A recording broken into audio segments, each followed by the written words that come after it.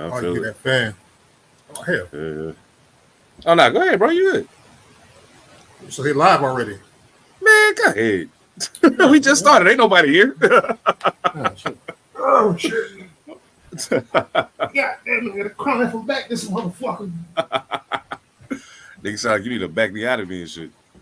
Oh, my God. I give you a bigger panther time. You get bigger time. I was gonna Ah. say shit if y'all want to, probably I gotta go find you know what, I'm gonna hop on YouTube real quick and grab the link. I'll put it in the group chat if y'all want to put a post on social media or something. See if people want to come to the party and get down with us. We are officially live right now on StreamYard and YouTube. So um Oh, we not locked live on in. Rumble. There's some other shit I need to do for Rumble, but we get there. Ain't no thing. Ain't no thing. Man, how y'all brothers doing, man? It's been a minute. We living. Just enough for the city. Oh, my bad. I was having a moment there, man. You know, I'm a music dude, so it go that way real quick for me. Real quick. Would you believe I fell off? I'm falling off. What? Yes, sir. I'm falling off. That Bad. ain't so. Not you. Say it Bro, ain't bad so. like You feel me? bad like a crackhead on the middle crack, dog. Fell off. That ain't good at all, bro. Yeah, That bro. ain't I'm good bad. at all. I'm terrible. Oh, Mm, man. I thought That's a I'd bad never. day I right said there. I thought I'd. And I said I'd never let that happen. Knock on wood here, knock on the wood floor and shit. Hell, but damn, it happened now. Shit, too late. you know what's crazy? I'm sitting here looking at like it's gonna show me that like I gotta watch it on the other, like I actually got us going live on the Panther Politics page and my 7 Panther page right now. So just figured they'd give us some additional eyes, you know what I'm saying? We all over. All over the place. All I'm trying to do now is find the there you go, bang. Aha! So I'm about to send this boom copy link. I'm gonna send y'all this in the group chat. We could throw it up on social media, send it to your people, whatever the case may be. Let them know we rocking. I'm about to do one too real quick. My phone just died again. Never mind. So I guess y'all gonna have to and then I'll share whatever y'all send out. It's cool. You need the damn charger, bro. Really? And my shit plugged up right now, but I don't know, man.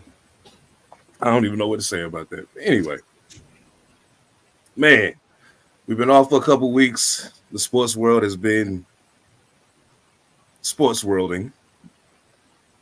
Before we do anything, I want to say salute to the USA women's basketball team. Despite all of the Mama Jahambo going on and all the talk about who ain't there, very good to see y'all putting in work. And we're gonna get to that. We're gonna get to that, but I wanted to give y'all a shout out off the top. Yeah. As soon as Ev get back, man, we can get into it. But I got some interesting questions I want to ask y'all about some stuff. I mean, we're gonna talk football big time, but there's some other stuff going on I wanna touch on real quick. You know what I'm saying? But say, man, what's been up with you? How was your birthday? Damn, boy, that thing was regular. I ain't go nothing crazy. I didn't get wild or crazy. I know people think I got wild and crazy and all that, but nah, I didn't get wild and crazy, man. I just took the wife out to eat and all that good stuff. So That's what's up. I'll live to see. We got 2 in here, so we're good. You know what I'm saying? Hey, bro. Sometimes that's just what it is, man. Sometimes, hey, bro, the days of me needing to have a wild blowout on my birthday is long gone. I'm cool. I'm cool. I'm old. You know what I'm saying? I'm old, so I'm old, so hell, I'm just do nothing else at the house. Shit. I know we got a couple people in here. Right now. Malcolm Wyndham. What up, though? Raiders for life. You better believe that. Oh man, and that last name let me know that they related to you. That means you do got some smart people in your family. That's what's up. That's my big brother. What's up, big bro? Appreciate That's you. what's up, big bro. Fellow We're Raiders fan. We're gonna talk about the Raiders in a little bit. Oh man. Bro trying to get back in. He having some issues with his Mike and Cam. As soon as he get that flying, we'll get Ev back up here. We get to it. You know what I'm saying? Bear with us as we doing this on the fly. So y'all seen the live clunkiness in its all its glory. So first time going live. So first time we do, we're gonna do it. We're gonna do what we do. So you know what I mean, we got chat people in the chat, a couple people there send the link out to. No doubt. Checking the scores. What is the scores right now? What we're looking at right now is 20-12 Texans, 2013 Falcons, Dolphins, 6-6. Who the Texans beating? Texans are beating the Steelers. Oh, okay. Which is probably gonna bring us to the CJ Stroud. I mean, it's Russell Wilson. There you go. Now we go. Oh, we definitely gonna talk about that because I got a strange feeling that what everybody think about to happen with that quarterback situation in Pittsburgh is not what it's gonna be. But before we get into that, let's go ahead and make it do what it do. Everything changed but the motivation. City to city, the same song who on the station. Controlling the interest. Look how these kids dress. You cashing them. Hey, my bad. We got the flash fucking intro music in the podcast to salute the Ilpo, North Carolina legendary group. You know what I'm talking about? If you ain't hip to Ilpo, you should get hip to Ilpo. But anyway, welcome to the party, y'all. All Purpose Podcast. It's so good to be back in the mix with my brothers, man. You know what I'm saying? There's been a lot going on in the sports world. So we're going to definitely talk about some of it. But right now, I want to start right here. I'm glad you said something about it too, Phantom. Football season is upon us, y'all. It's coming. It is coming. Barreling down the lane right now. It is coming. Preseason jumped off this week. We getting ready to get into some talk about football. But just off of initial looks, if you had an opportunity to see your team do anything thus far, what you think about what you're seeing? Like, Ev, your team is on Hard Knocks in season. So I mean, Yo, what they looking like right now in your estimation? They will have to.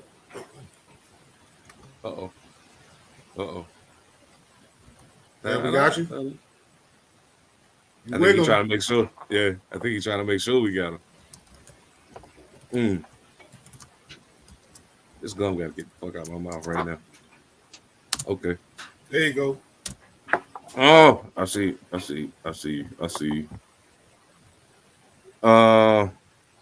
go ahead. Oh, that's wild. Yeah, that's wild. Yeah. So I mean, while we trying to sort that out, Phantom, if you don't mind, you know what I'm saying? What you seeing with your Panthers right now?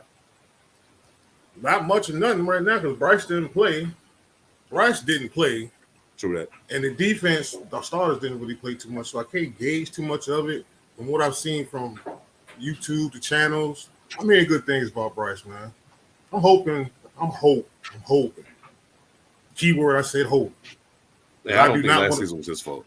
I do not want to live that damn CJ Stroud shit down for the rest of them. Whatever the hell that dude plays, I do not want to live that shit down. Now, after the year CJ had last year, though, Bryce gonna have to do something. He gonna have to do some shit. He gonna have to, but I mean, he got to. The beauty part about that is look at the division, though. So, look at the division. That's true too. It's a winnable division.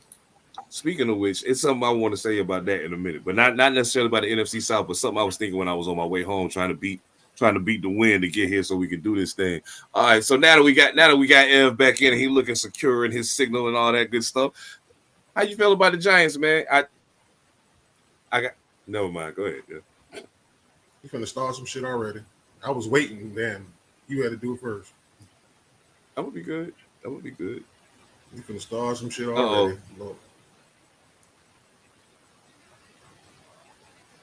All right, we lost Ev again. I don't know. Yeah, it's on slow-mo mode right now. Hold up. Let me see. It ain't really nothing I could do about it. While we're waiting on Ed, talk about them damn Raiders. Talk about them Raiders. we probably got the dumbest quarterback battle in the history of football going on right now.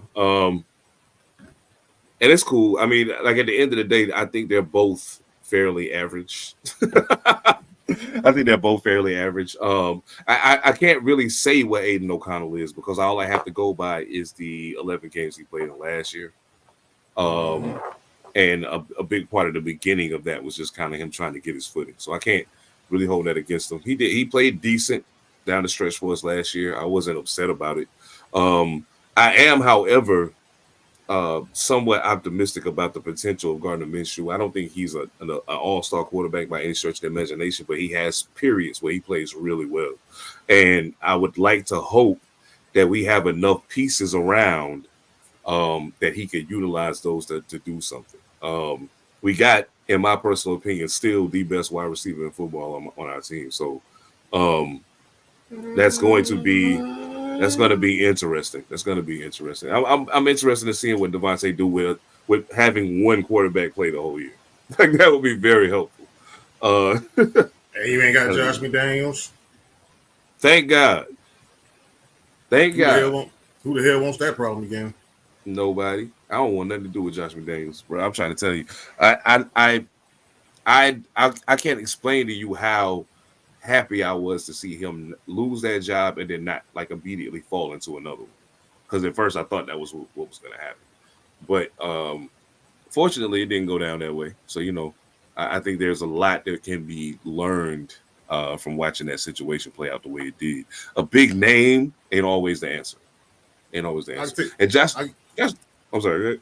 I'm about to say, to your point about that, I think I didn't think he was going to fall into another job unless Belichick has somewhere.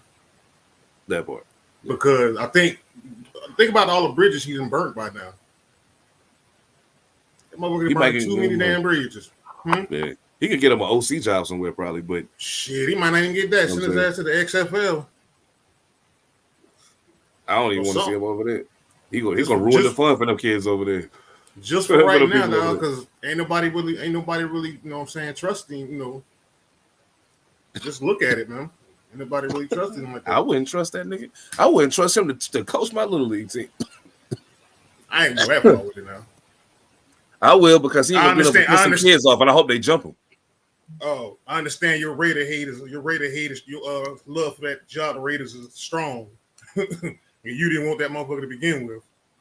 Nah. It ain't even that I think he has a poor understanding of X's and O's. You can't be an offensive coordinator for that long and have a poor understanding of X's and O's.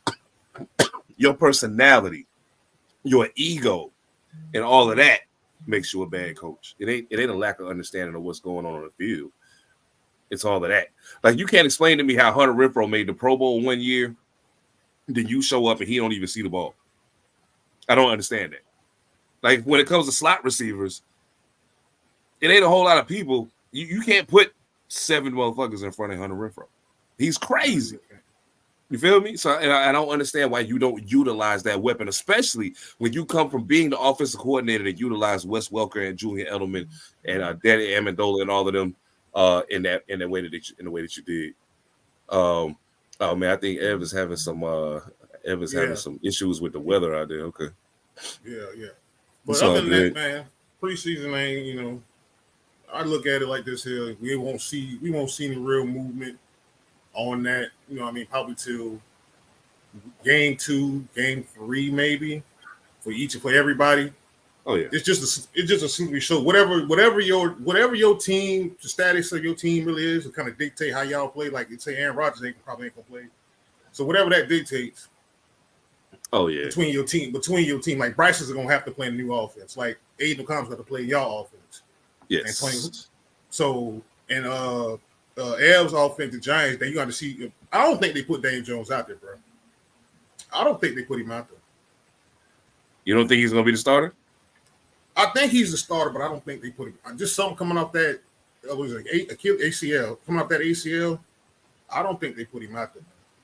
The thing that I'm interested in seeing with Daniel Jones is I want to see if after that injury, if he's still the runner that he was. Because to me, that was what actually gave him value. if we're talking about standing in the pocket and throwing the ball, I would never, as a defensive coordinator, be afraid of Daniel Jones ever. However, when you talk about his multifaceted ability to run with the ball, now you create a whole different thing. Now it's like I can't just stay back here and hope that you throw the ball so I can pick it off. Like if you take off, what am I going to do? You know what I'm saying? I got to leave a. Now I have to. It change. Like I don't think people understand how different the defense has to respond when there's a running quarterback behind center.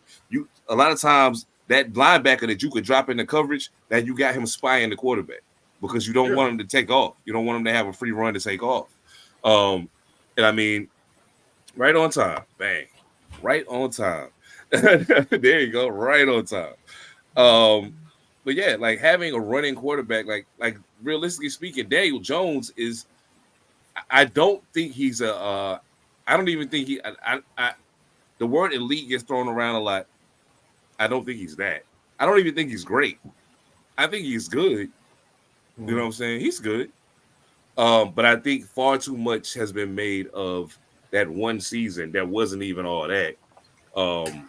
You know what I'm saying? And I a big part of that gets owed to Saquon Barkley and Brian Daboll. Like I don't really understand why they paid Daniel Jones and then let Saquon Barkley leave. It's kind of weird, but at this juncture, what I think it is them trying to prove that they were right in going to get him. I think they're trying to prove something right now. And your franchise is going to suffer from you trying to prove that you drafted a good quarterback because he's not that. I mean, no, I take it back. I did say he's good. He's a good quarterback, but he's just a franchise-changing quarterback. I ain't even going there with that. If you look at his contract now, it's not a big of a deal, but you're just thinking at it in hindsight, like they should have probably paid Saquon to keep Saquon. And that is going to tell you this year is going to tell you how this plays out, trade bait, or whatever. Because see, to stay in the NFC East, and this kind of swings me to the NFC East, that Dak Prescott Dallas thing. See, that kind of just sent me right there. Man. Yeah. Because see, I'm gonna go ahead and say this now. I'm gonna repeat what I said now, since I brought his name up. He in the catbird seat, and you should have probably paid him earlier. Because now you should out of luck, because he ain't taking nothing less than what he wants. A. And B, I know everybody don't believe me when I say this. I think Jerry gonna if they don't do anything good, I think Jerry gonna let him walk. I think so too. And I keep bringing up the name Trey Lance. I keep bringing it up because why would you trade for a third string quarterback? What's the one thing all NFL coaches think they can do? They think they can fix him. And Mike McCarthy got who on his resume for fixing? Aaron Rodgers. So Absolutely. If you think Jerry Jones, because the one thing you can say what the hell you want about Cowboys fans, you can say Jerry Jones, all the bullshit you want to say. The one thing you can say they damn do well is draft. And develop. Yes. So absolutely. You got Cooper Rush sitting right there. You can pay Trey Lance a little bit of money, and if you don't want to handicap your salary cap with Dak Prescott, Mike McCarthy, even if Mike McCarthy's a lame duck coach per se, you literally could.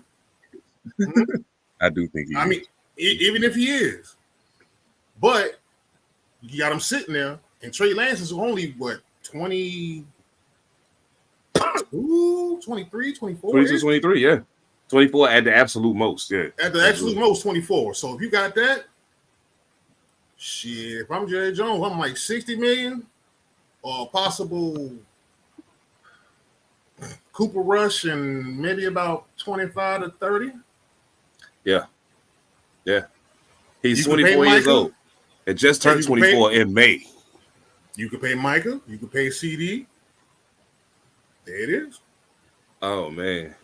Yo, the wild shit is, strangely enough, I think, in my personal opinion, and a lot of people, because of how they feel about the quarterback position, are going to bug out about this. But I honestly feel like CeeDee Lamb's contract is a bigger priority for Dallas than Dak Prescott right now.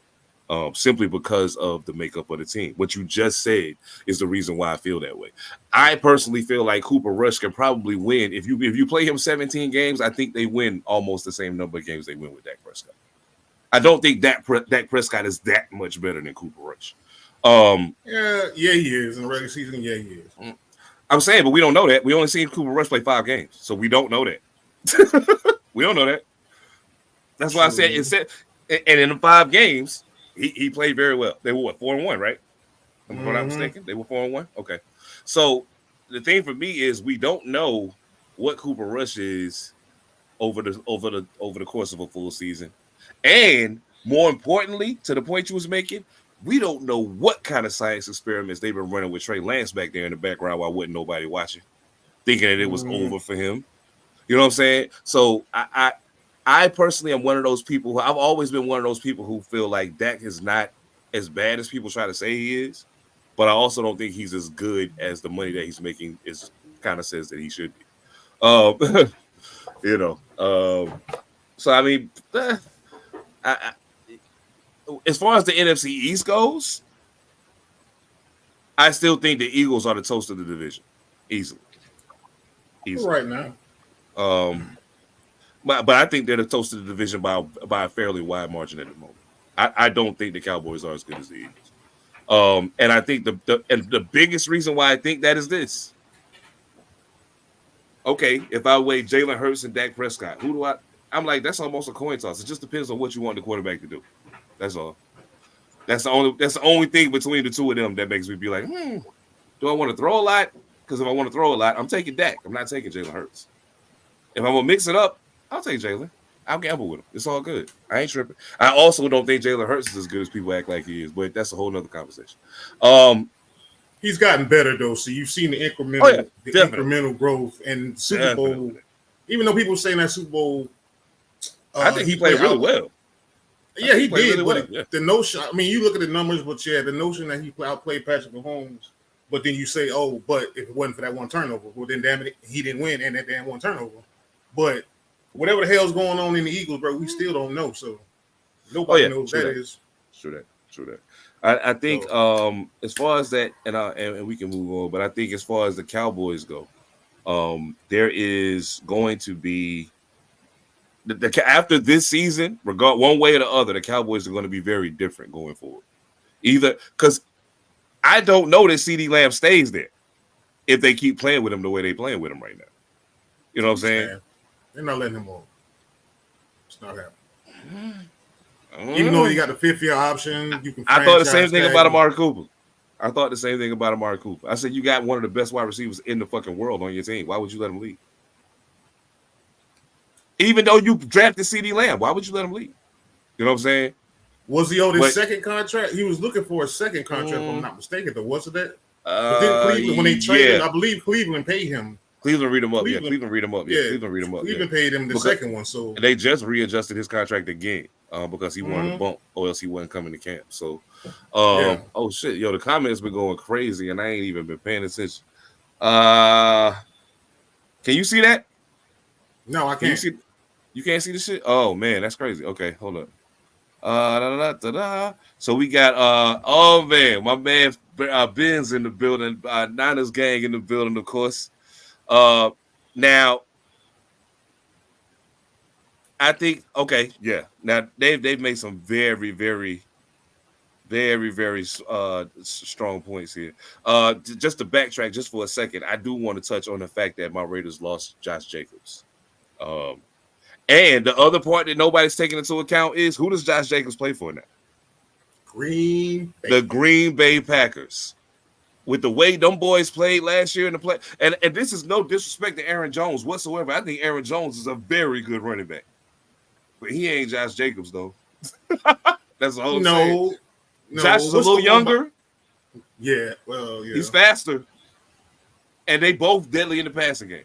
So I think that the speed. I think Aaron Jones is a better pass catcher, though. I think better route runner, receiver, running back a little bit. I don't know if the numbers support that, but okay. A little bit, but okay. All around though, I take Josh. Yeah, all around I take Josh Jacobs. I'm saying I won't, but that's hell on that. That's our hell. Christopher Green, what's going on, brother? Hey, man. Yo, What's up, brother? you know what I'm saying? Got some heads in here. Hey, y'all, if y'all don't mind, you know what I'm saying? Well, I know y'all tapped in. Share with the people, man. Pull them in. Yo, matter of fact, I'm getting ready to ISO on you for a second. I want to know. I want you to answer this shit because we talking football right now, and I mean that's what we're supposed to be talking. However, I want to switch gears for just a second. Actually, no, we actually don't even have to shift gears. But I do want to ask you this because this is my thought, and we get ready to Niner game. We're gonna make it around to y'all in a minute. We talked about the Raiders. Oh, before we leave the Raiders, let's not get it confused. For the first time in a very long time, we have a good defense. For the first time in a very long, Khalil Mack was great, but we didn't have a good defense. You can have a great player and not have a great defense. We had a great player. Our defense wasn't good. We got another great pass rusher right now in Max Crosby. Yeah, you got Max Crosby. Oh, my goodness. Our defense finished above the bottom third of the fucking league for the first time in like 11 years this past season. Yeah. They played really well, and we made some really good additions to the defense. I'm looking forward to seeing what that defense turns into moving forward, especially with Antonio Pierce at the helm of the team. Let's hope the bro stuff work this time. I'm trying to add him to the stage. Come on, Ev. Oh man, we need Ev in here. Absolutely, we need Ev in here. But I'm gonna give it a minute. We're gonna see what's going down. But hey, so that means we gonna circle back to the Giants for a second because I gotta get a Giants fan's take on it. But what I was thinking on my way home was this: quietly and sneakily, the AFC East has become something of a problem. This is why. Okay. Buffalo is very different from the Buffalo that was running neck and neck with Kansas City in that playoff game. They're not the same team. Stephon Diggs is gone. Gabe Davis is gone.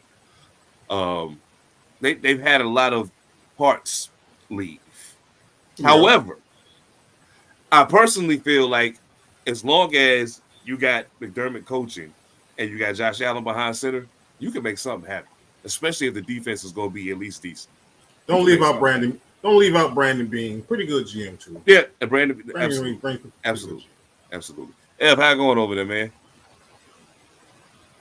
He's still doing bad. Yeah, it still ain't quite right. It's all right.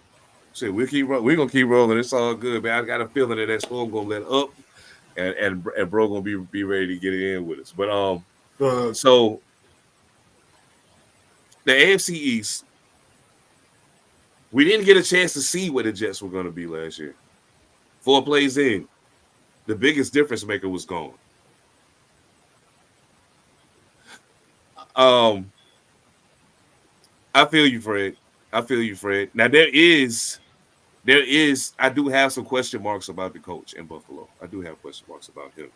And I think that this season is going to either propel me further into saying, yeah, he the guy, or confirm for me that he's not. And Malcolm seems to think the Bills have reached their potential. I can agree with that, and I think that's why they started jettisoning people out of there. But we didn't get to see what the Jets could be. 4 plays in, the real difference maker was taken out of the picture for the whole season. Their defense is really good. Breece Hall is really good. Yes. Garrett Wilson is really good. And now they got Mike Williams, who they say is on a much faster track for coming back than they ever expected. He may very well play week 1. Question mark. Okay. Question mark. Yeah. Question mark if it plays week 1, and also question mark how many games he stays healthy. Being injured has become a part of his playbook for the season. But if he does stay healthy, in the event that he does, we talking about an interesting scenario here. Yeah. And they improved the offensive line, which is one of their big problems. So you got Rodgers back, Breece Hall is there, wide receivers group has grown up a little bit, and you made a Tyron nice Smith. Oh yes, Tyron Smith. Uh-oh, this look better already. Hold up. Oh shoot. Yo, I think we good.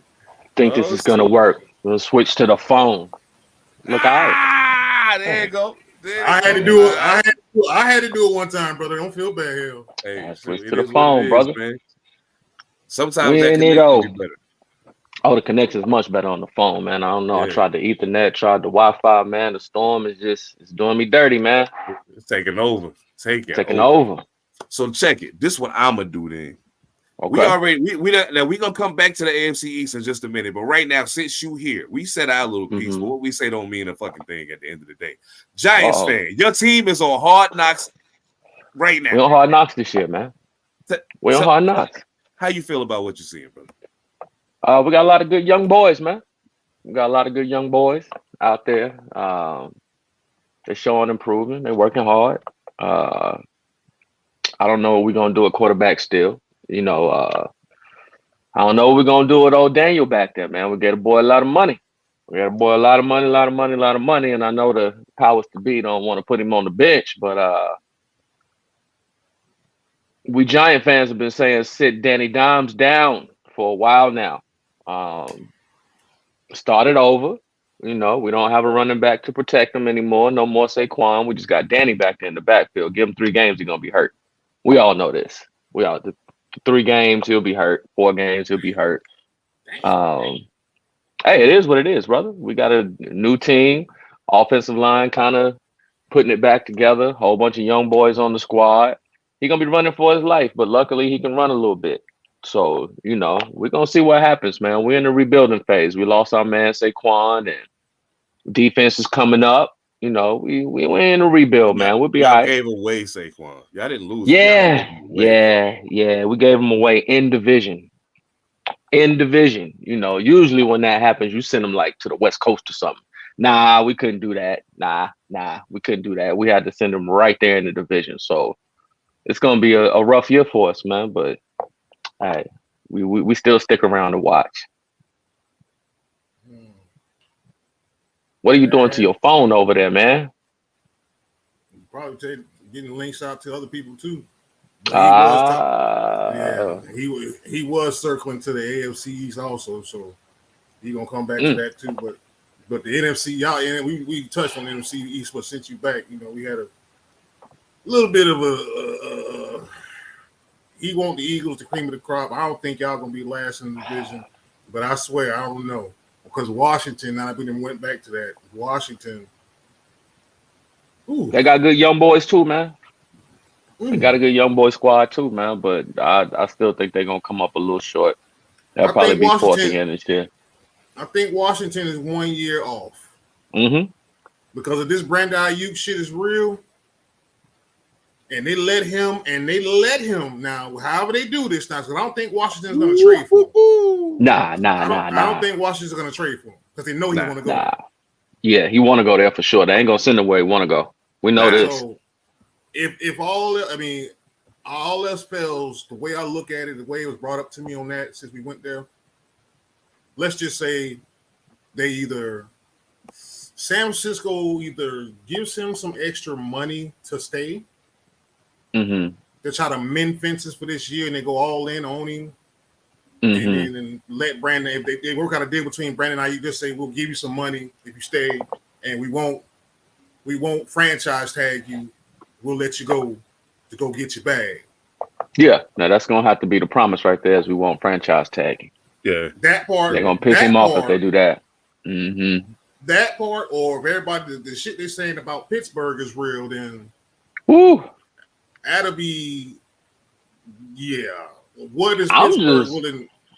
I'm just waiting to see who Pittsburgh quarterback gonna be. Like who gonna be? I want you jumped it off. You said the P word. You said the Steelers, man. Hold up. Before we do that, I gotta say this. Because in the chat, my man Benz, who is a bona fide 49ers fan, die hard, says he feels the same way about Shanahan that I said I feel about McDermott. If Wow. he don't get it done this year, he gonna start questioning: is he the guy or is he just a guy? Man. You know what I'm saying? Like, oh man, I say, in my personal estimation, this is what I've said, and this is no slight at all to Mike Shanahan. Maybe it is to Kyle Shanahan. Maybe it is. I don't know, but I feel like Kyle Shanahan is like the very best version of Kellen Moore, mixed with the very best personality parts of Andy Reid. Except Andy Reid knows how to win. Very much so. Andy Reid knows how to win. There's no this is what proves my point. Shanahan has had the better team in several situations. For sure. And has still lost. For sure. Has still lost. You couldn't manufacture more than 3 points after halftime of a Super Bowl game that you were winning by 28 points. That's ugly. New England's defense was good, sure. But they was good when you were scoring all them points in the first half, too. They was good then, too. So we call that out-coaching, getting out-coached a little bit. Okay, but that speaks to, if you go to that, first off, let me take it like this. On that part, then, that speaks first to more of Dan Quinn at that time. Because you're the head coach. You can cut that shit short and be like, you can cut that shit short. Shanahan was calling the plays, though, bro. Shanahan was calling the plays. Bro, if Shanahan calling the plays and the plays ain't working, change the plays you call it. And you're the head coach. You calling it, and you're the head, but Dan Quinn is the head coach, though. Dan Quinn can literally say, man, if you don't run this goddamn ball and keep this shit out of fucking Tom Brady's hands, because that's one part of this. This is true, too. That's true, too. This is true. That's one part of this now. Now, to the Kyle Shanahan is the best version, Andy Reid. If you use Andy Reid of that logic, then Andy Reid in Philly is what then? 4 NFC championships. I was simply talking about his personality, not his coaching. Oh, personality. Okay. Because the players like him. The players like Andy. Oh, yeah. The players like Kyle, for the most part. They think he's a cool cat. Players coach. You just can't get the job done. But here's the thing, though, with Andy, though. Patrick Mahomes changed the trajectory of Andy Reid's career forever. You better believe he did. Oh, yeah, for sure. You better believe he did. For sure. So, yeah. Could Brock Purdy possibly now he ain't saying he Patrick Mahomes by no stretch of damn imagination, but could Brock Purdy change his trajectory of his career? Let's just say, okay, first off, he gets hurt in the NFC Championship game. You lose all 3 damn quarterbacks. Okay, you lose the Super Bowl. Is it? I'm just asking, is it possible? Because he's amassed a lot of talent and sniffed it. Okay. I see where you at. Okay. Now here's the thing. And then my man Fred also in the chat alluded to the same thing you said about Andy. Then what does that say about Andy in Philly? You know what I'm saying? And he says that he feels like Andy was in his own head in Philly. And I think he was, because he felt like he needed to accomplish something. And he was in. Sometimes when you too headstrong about something, you can fuck it up for yourself. You know what I'm saying? Like, it's very, very easy to do that.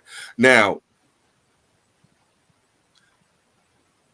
speaking of that, we can ready to move back to what we was about to talk about. Speaking of being too headstrong and messing something up, I hope Mike Tomlin is not so headstrong that he give Russell the keys just because he said it already. If Justin Fields outperforms that man in practice, you better put him on the field. Put him on the field, because in my personal estimation, Justin Fields, not Russell Wilson, Justin Fields gives you the higher ceiling for the season, because his ceiling right now is way higher. Oh my God, it's higher. Simply because he's younger and better. He's just a better physical specimen all the way across the board. The one thing that Russell does have that Justin Fields has yet to show a knack for in the NFL, Russell knows how to win a football game in the NFL against NFL players. Justin has saying that. I think that there's instances where there'll be benefits for the team for both dudes, and I think it's going to hinge on the defense. Now, if Pittsburgh has that classic lights out Pittsburgh defense, you can't run on them. you're gonna get down to about the 20, and then it's gonna tighten up on you real hard, and you can't score points. Okay, in that instance, I would probably say Russell Wilson would probably be your better bet. He'd be your bet to go out there, manage the game real well, make sure that he crosses the T's, dots the I's, get you your third down conversions, barring not checking down to beast mode to win that Super Bowl. Usually he makes the right play. He's going to make the right play, the safe play. He's going to manage the game very well for you, and he's got a chip under his belt. He know how to win. If the defense is not lights out, Justin Fields is going to be your best bet because you already got some playmakers on the offensive side. The boy can run. The boy got a cannon. Justin Fields probably going to get you those extra points. But if the defense can keep the other team from scoring and you want a low-score game or a game where you just got somebody that can manage it, give me Russell. So I think they're in a little bit of a conundrum, and I think it kind of hinges on what the defensive side of the ball is going to do this year, man, because they ain't going to be able to pick one of them dudes. They're going to have two quarterbacks. I see that. And they got two good running backs. So that's two great running backs. Yeah. That's going to to help them. What you think, fam? You know what? Gentlemen. My bad. Before you take off, I just want to say the fact that you just reminded me, they do have two great running backs. Two great running backs. Yeah, they got two great ones. Like they got two great running backs. That just changed some of your thoughts a little bit. That just Fields ain't got to run as much like he did, in his former place, and you can Russell Wilson is proven with a strong running game and a good defense, he can win. He's straight. He's proven it. It took us a while to get here, but I knew we'd get here eventually. Because here's how this can work. Here's how this works, and y'all done already said it. Yeah, you got two quarterbacks, right? Right. Justin Fields, you said Justin Fields. Well, the same way Joe Flacco and Lamar Jackson figured out a way until Lamar Jackson was ready, right?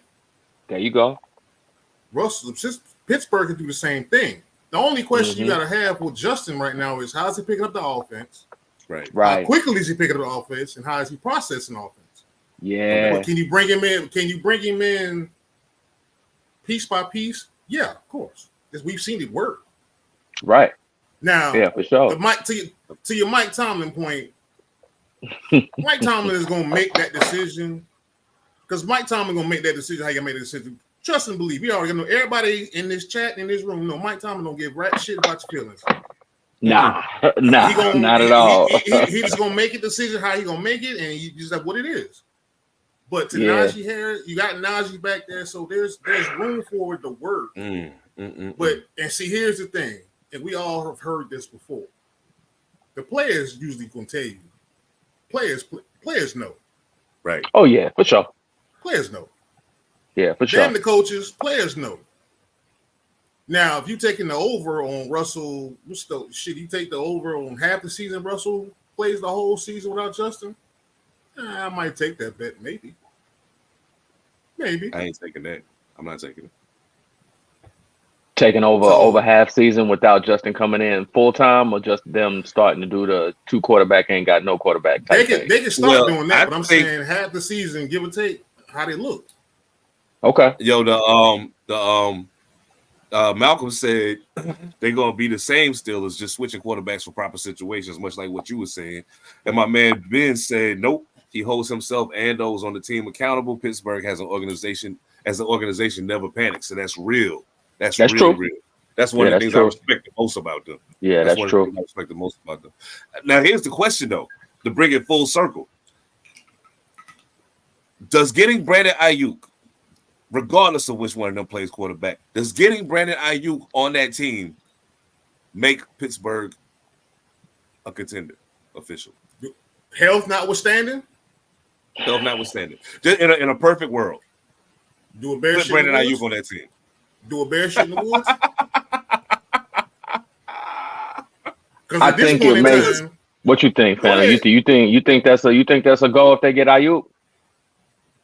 Bruh, I'm looking at the AFC North when I say that. That's why I was gonna let you take off. Okay. I'm looking at the AFC North, and I'm like, okay.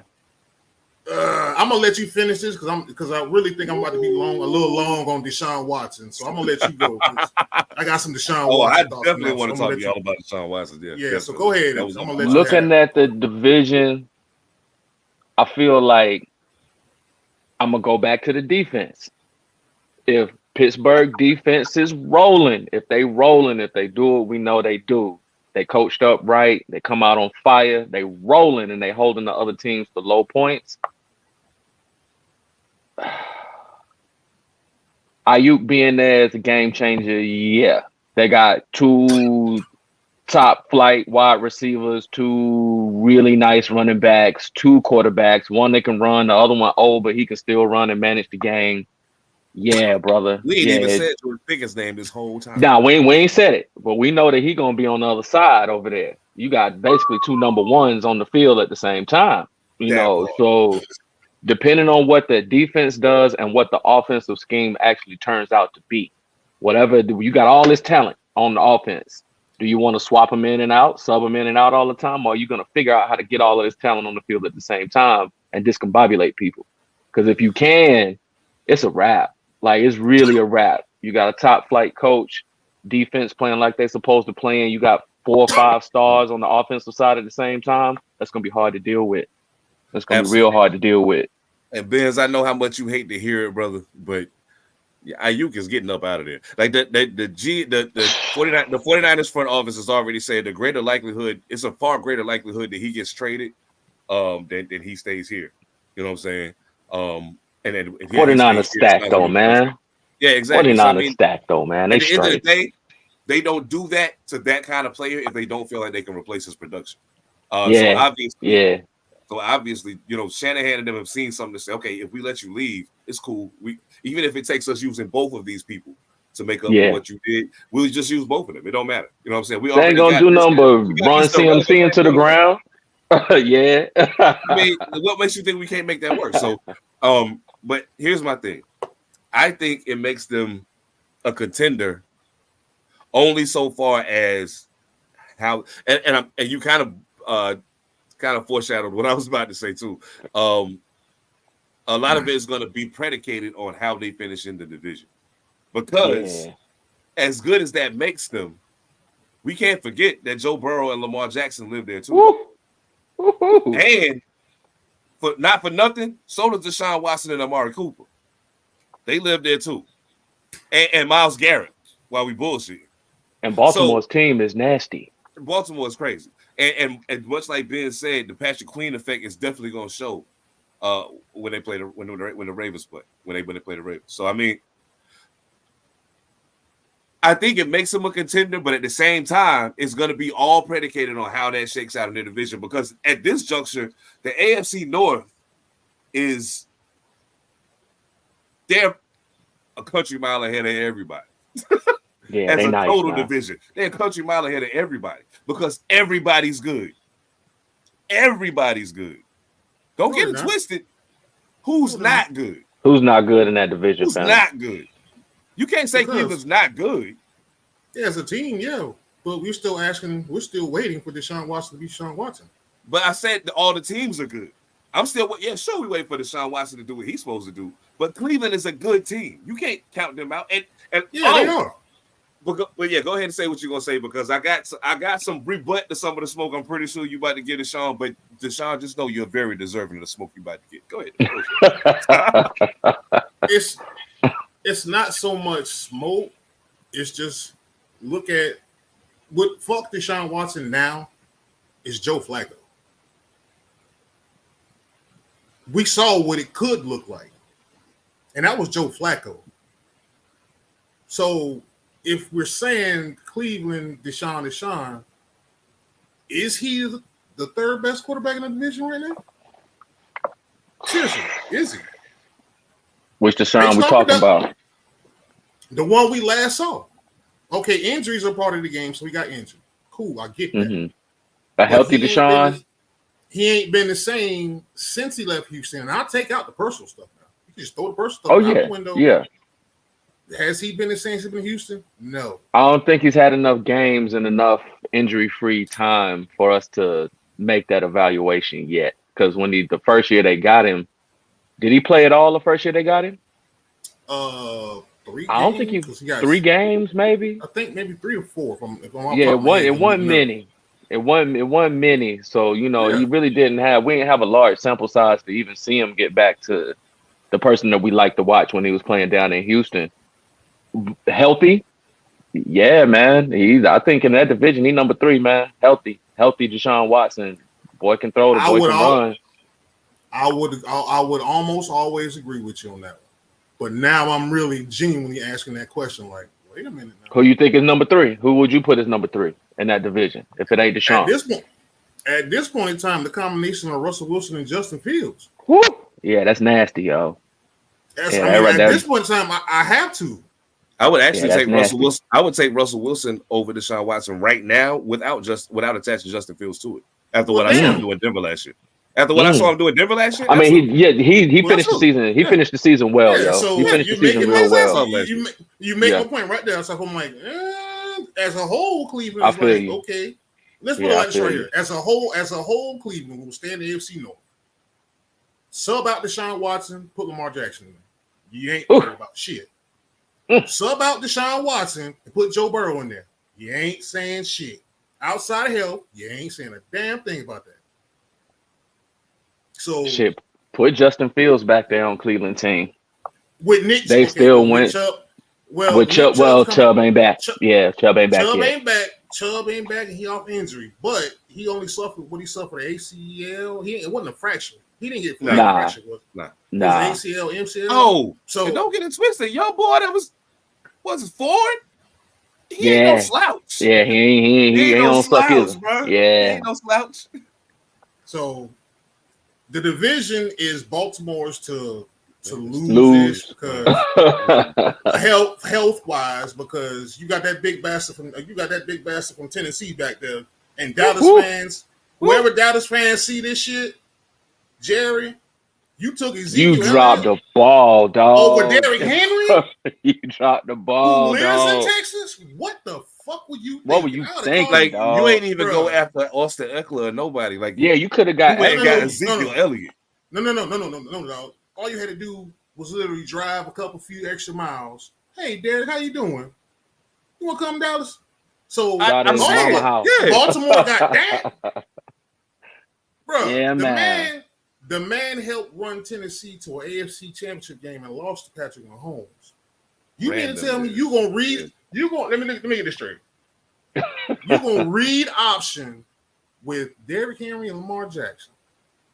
I'm sorry, as the only resident lineman who's ever really played the position, and I ain't played at no high ass level, but I know one thing: when my quarterback can haul ass, and I got a running back there that can punish. Oh, coach, run it. My job easy. Yeah, run it. Made my job real easy, bro. I want to go push some niggas around. Line it up, bro. Line it up right now. Bro. Run the counter. Hey, bro. Run the counter. Get us in the pistol. Run the counter. We'll do the. Man, you better RPO. You better RPO. With them two dudes, bro. You better RPO, yo. Run it all day. Yup. 3 straight RPOs. As soon as he do this, Zay Flowers is wide open. Yep. As soon as he tuck it in that stomach, Zay Flowers is wide open right now. You know why? Bro, you can wham block. You can wham block that, bro. You can pull block that. You can sweep that. You could counter trade that. You can put it in the pistol. You could put it in the damn full house. You could put it in the. I can't keep naming shit, bro, because my mind ain't even good enough right now. Naming. I'm nervous as hell. I'm forgetting my notes. But you can do a bunch of shit. Yeah, it's crazy. It's crazy. The crazy part is that if Lamar go down, you can turn around and hand it to Derrick Henry. Because Lamar, he gonna miss 2-3 games during the season. You know, he gonna go down eventually. But you can turn around with a journeyman quarterback and just hand the ball to Derrick Henry.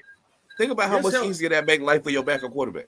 Oh man, it's love. It's love, yo. It's love, bro. That's the thing I always said. In the cases where Lamar got hurt at the end of the year, the last couple of seasons, I kept thinking, Yeah, third and short will never be a problem for the Raiders this year.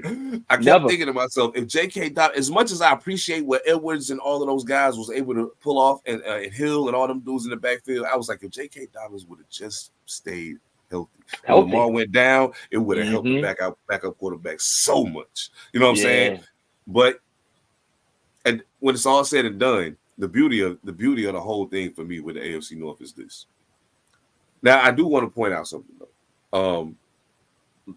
His first year back in Cleveland, Deshaun Watson played 6 games. Last year he played 6 games. In the same number of games, he had more completions and almost the same number of attempts, considerably higher completion percentage, more yards, same number of touchdowns, less turnovers.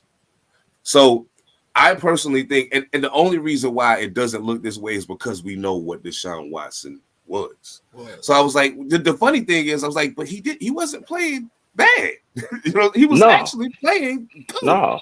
But we're used to seeing Deshaun Watson playing great. So Deshaun Watson playing good is not going to cut it, especially not when you got Joe Burrow, Lamar Jackson, and Russell Wilson or Justin Fields in the same division with you. It's not going to cut it. Not to mention, you're still in the AFC, which means you still have to contend with Josh Allen and you still have to contend with Patrick Mahomes. So just being good is not going to cut it. He has to be great. And don't forget, Aaron Rodgers is in the AFC now, too. He lives. Aaron Rodgers still lives, yo. He still lives. Maybe not quite what they cut him up to be, but 230 guaranteed, fully guaranteed. Yeah, 230, dog. Guaranteed. 230 them things. Deshaun, we need to see it, bro. We need to see it. And you know what? Amari Cooper and all them weapons you got over there in Cleveland, they deserve to see it. Can you imagine those guys with that version of Deshaun Watson? Oh, my God. David Njoku will have the best season of his career. Ever. If your man's is still in the chat, that's a 49ers fan. If he's still in the chat. Yeah, he's still. Yeah, he did. Tell him to trade for Amari Cooper. Trade for No. I don't want Kyle Shanahan to have Amari Cooper. You crazy? Let Ayuk go. No. Trade for Amari Cooper. Kyle Shanahan knows exactly what to do with Amari Cooper, yo. Man, yeah. Like, I just want to give him his flowers real quick. Amari Cooper, listen, you know where you started out at. John Gruden's a dodo bird. You should have stayed in silver and black. It was some. Never mind. We ain't gonna get into all that right now. This ain't about us. Okay. So you know what? I couldn't see the compliments because I had on full screen. Now I see the compliments. I had on full screen. Oh yeah. Oh, you had to come out. Yeah, I had to come out of full screen. I had on full screen. Yeah. Okay. Good. Now we go. But Amari Cooper, I don't know if people really paid attention to him throughout his career. As a wide receiver, I probably watched Amari Cooper play a little different than some other people watch him play. And I gotta tell you, there's been like 5 people that I've seen in my whole life that completely blew my mind watching them run routes. 5 people only that made me be like, whoa, there's not one in the bag he can't do. He can do them all. Amari Cooper is one of those guys.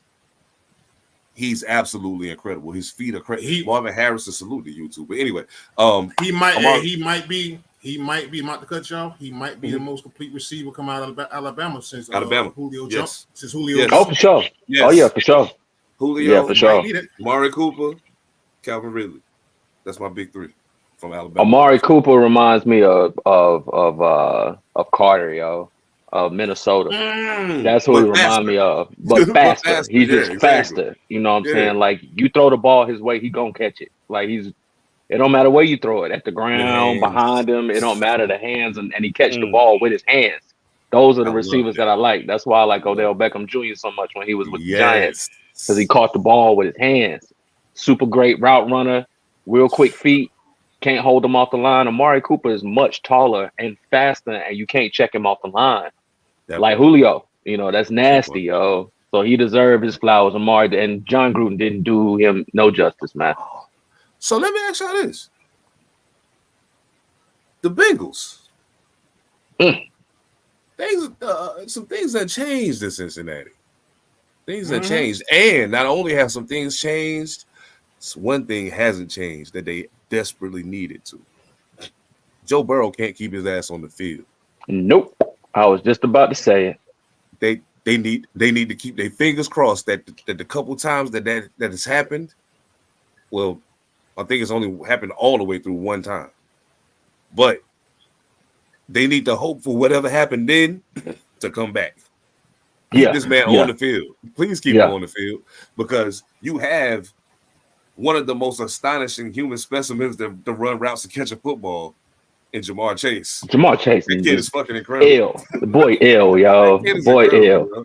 Oh my God, he's incredible. Whoever put together the offensive line for Peyton Manning for all them years in Indianapolis needs to go to Cincinnati and build an offensive line for that young boy, because that ain't nothing but Aaron Rodgers #2 back there in Cincinnati.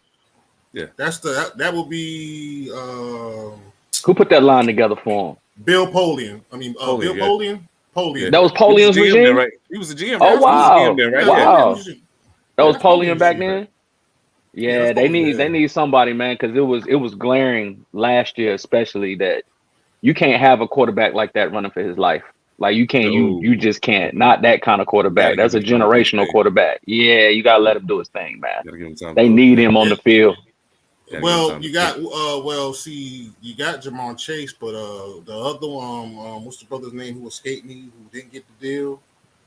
You talking about Tyler Boyd? Not Tyler Boyd, T. Higgins. T. Higgins. Higgins didn't get that deal. That Higgins. If I was Higgins, I'd have left. Me too. I don't know. I would have. He wasn't a free agent. He still got one more year left. I would have told him, I'm gonna sit the fuck down then. I'm sitting down. I'm sitting down then. I'm cool. And just see where it goes. Y'all got the motherfucker. Y'all think stupid, man. I'll sit down. Go ahead. Yeah. Do your thing. Do your thing. Let's see what you do without me. But also, though, Burrow's deal ate up all the paper, dog. They ate up all the paper. That's kind of why Joe Mixon had ended up having to leave too. It's kind of why ate up all the paper, they man. knew they was gonna have to pay that man. And where did he go? Houston. Oh my God, bro! Look, everybody, hold on. Everybody said the F. You didn't say Burrow. You didn't say goddamn everybody else. But that some bitch sitting in Houston. Yeah. Bro. Oh yeah. He's special, bro. And you get Stephon Diggs, and you get Joe Mixon. That was crazy, y'all. Getting Stephon Diggs down there with Stroud. Yes. Yeah. Did they lose Noah Brown? Is Noah Brown still there? I think he might be. I have to check that one. I'm about to double check that right now. Double check that for me, but he would be, You get that in Houston with DeMeco Ryan, whatever DeMeco Ryan's got going on, bruh. The AFC South, which is they bubbling. The young division. You're gonna have to come see them, because I got high hopes for Anthony Richardson. He got hurt, cool. Oh yeah. But then you got Trevor Lawrence. People bash on Trevor Lawrence. He still got. I like Trevor Lawrence, man, because he was supposed to be the prince and the dude. But I ain't sold it. Okay, well, let me ask this question. Reference to Trevor Lawrence. Let me ask y'all this question. That 27 point comeback against the Chargers, was that more about Brandon Staley or Trevor Lawrence? I think it was more about Trevor Lawrence. That one I'll give to Trevor. I'll get that. I'll get that one to Trevor. Fred said he's still there. He on IR. No doubt. Yeah. Oh yeah, I'm definitely a Lakers fan. Definitely. Christopher Green. Hey, bro, there. No doubt. Yeah, we're gonna have to. Yeah, man. So we're gonna talk NBA here in just a minute, but yeah. But that division though, Trevor Lawrence, they coming, and then for sure. Will Levis. Will Levis ain't bad, y'all. He didn't look bad. He didn't look bad though. Nah, he looked way better than fucking Malik Willis. I know that. Fred said that Noah Brown was on IR. He there, but he on IR. Dang. I hope he get right, because Tank Dell back. Oh, wait a minute. Appreciate that, Fred. Malik Willis, he looked lost in the sauce, yo. He ain't had no business being out there. He looked like if you was to take the starting middle school quarterback and drop him dead on senior day. Oh no, man, not like that. Yeah, he ain't ready. He had no idea. Don't do that, man. He needs some milk. He said seven said he needs some milk, man. He needs some milk. Don't do Bro, that, he was man. Like that. lost. Bro, listen, it's like he was playing like this. No bullshit. I ain't lying. He was Don't do that, man. Oh Like man. They gave him a map quest. They gave him Google Maps. They gave him Waze, and he was Gingerbread still crumbs, and he's All still that. lost. That's terrible, man. That's terrible. He lost, gonna bro. be all right, man. He gonna be He'll all be all right. He Yeah, may you be know. a decent backup quarterback at some point. I hope they keep him around and keep letting Yeah, him work. yeah. Go Let to him the work. CFL or the XFL and get your weight up. And Yeah. then come back. Man, you know what I'm can't, saying? man. This ain't, bruh. This ain't Hey, goddamn like- warm. This ain't Warren like your Moon. boy, In the Warren Moon in the motherfucking league, bro. What the hell? There you go. I was about to. Warren It Moon, was Warren Moon. man. Yeah, Warren Moon. What are you thinking? Or- No. Who the young boy? That Who nigga that Boris young returner that went to Dallas last year? You talking about Turpin? Turpin. Turpin. Yeah, Turpin. Yeah, Ooh, that boy Turpin. fast, yo. He nasty Okay, though, yo. He's super That's a fast. returner. Ain't it? That's a returner. Yeah, ain't a That's quarter- not ain't a He's a QB. returner. That's all he is. He's a a QB. Returner, yeah. But he had They to tried- go over there and get his steps right, and then all of a Oh, yeah. sudden, boom. You know what I'm saying? He the man. No doubt. Now I finish. want to see what the Jags do. I think they made two huge mistakes in allowing Calvin Ridley and Zay Jones to leave. I would have kept think- one of the think two. Both of them were they were both very bad moves. Calvin Ridley, for certain, you should have kept, Yep. but if you couldn't, you should have kept Zay Jones. Because Yeah, you need one a of the two. veteran who's going to It be felt able like to. Calvin really didn't work though. For some reason, just felt like it didn't work in there. Somehow. Calvin was on my. I blame Trevor Lawrence for it not working. I went back and because Calvin Ridley's one of my favorite receivers, like other guys that's come out in the last decade or whatever. I rock with Calvin Ridley very, very tough. I think personally that was a lot of that had to do with Trevor Lawrence. I don't think he knew what to do with him. Like I've seen a situation where I kind of equated to Baker Mayfield and Odell Beckham Jr. in Cleveland. Oh man. I equated to the same thing. Misappropriation. I just don't know what to do. I don't know what to do with this. You know what I'm saying? Like you're a great talent, and I'm a good talent too. But for whatever reason, we can't make this work. You know what I'm saying? And it happens. It's okay. It happens. I mean, that's why you see somebody like I think Deontay Johnson is going to be great for Bryce Young. You know what I'm saying? Oh yeah. He's going to be great for Bryce Young. It just wasn't going to be enough balls to go around for him and George. Oh, You know what I'm saying? So it was like, Nah. and it was a money thing too. Like we need to create a little space. Go ahead. But when it's all said and done, as far as the AFC South go, Jacksonville, I think, is going to be the Jacksonville is the disruptor, one way or the other.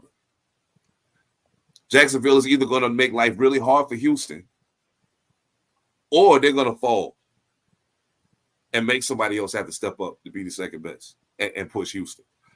I don't know if Indianapolis is ready to do that. I don't know that they are. I don't know that Houston's necessarily ready to do it. But one of the best things that could have happened for Houston was not getting hurt in practice. Because they saying them young wideouts with him sitting down and them extra reps they getting, they looking good.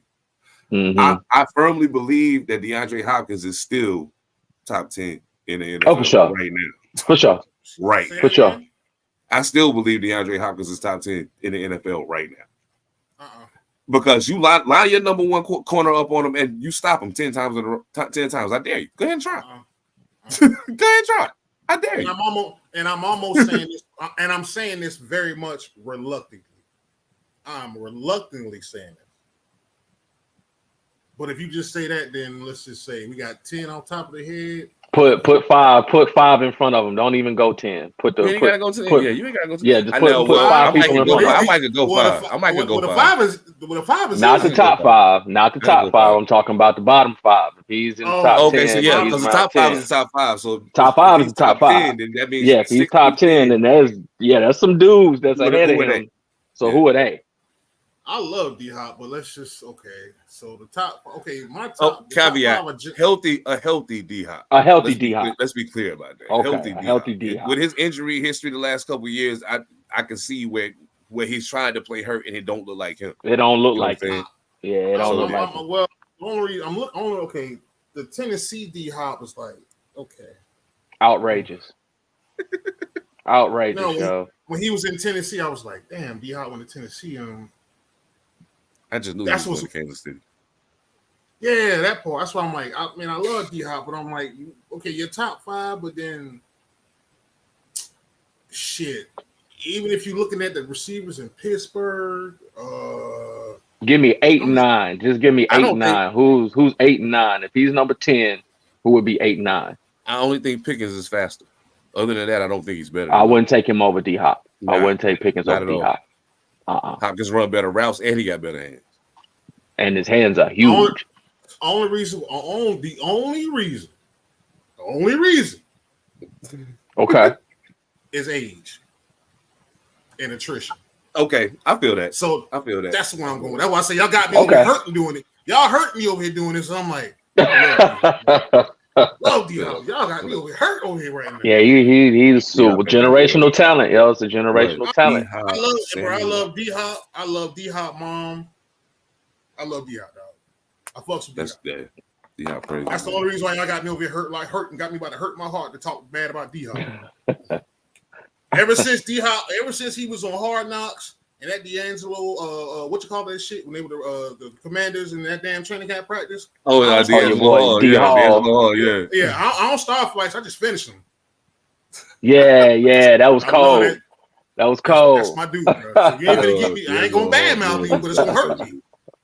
That was one of the best. That was one of the coldest lines on there. Him and what was Bart Yeah, Scott's well, line? What Bart Scott said? Can't wait. Can't wait, yo. Can't wait, yeah. So, Oh I ain't man. gonna bash D Hop, but I'm just saying, y'all gotta look at the lead. Like You right. you can, Yeah, he you been can around. legit, you can legit say like Terry McLaurin in Washington. You know what though?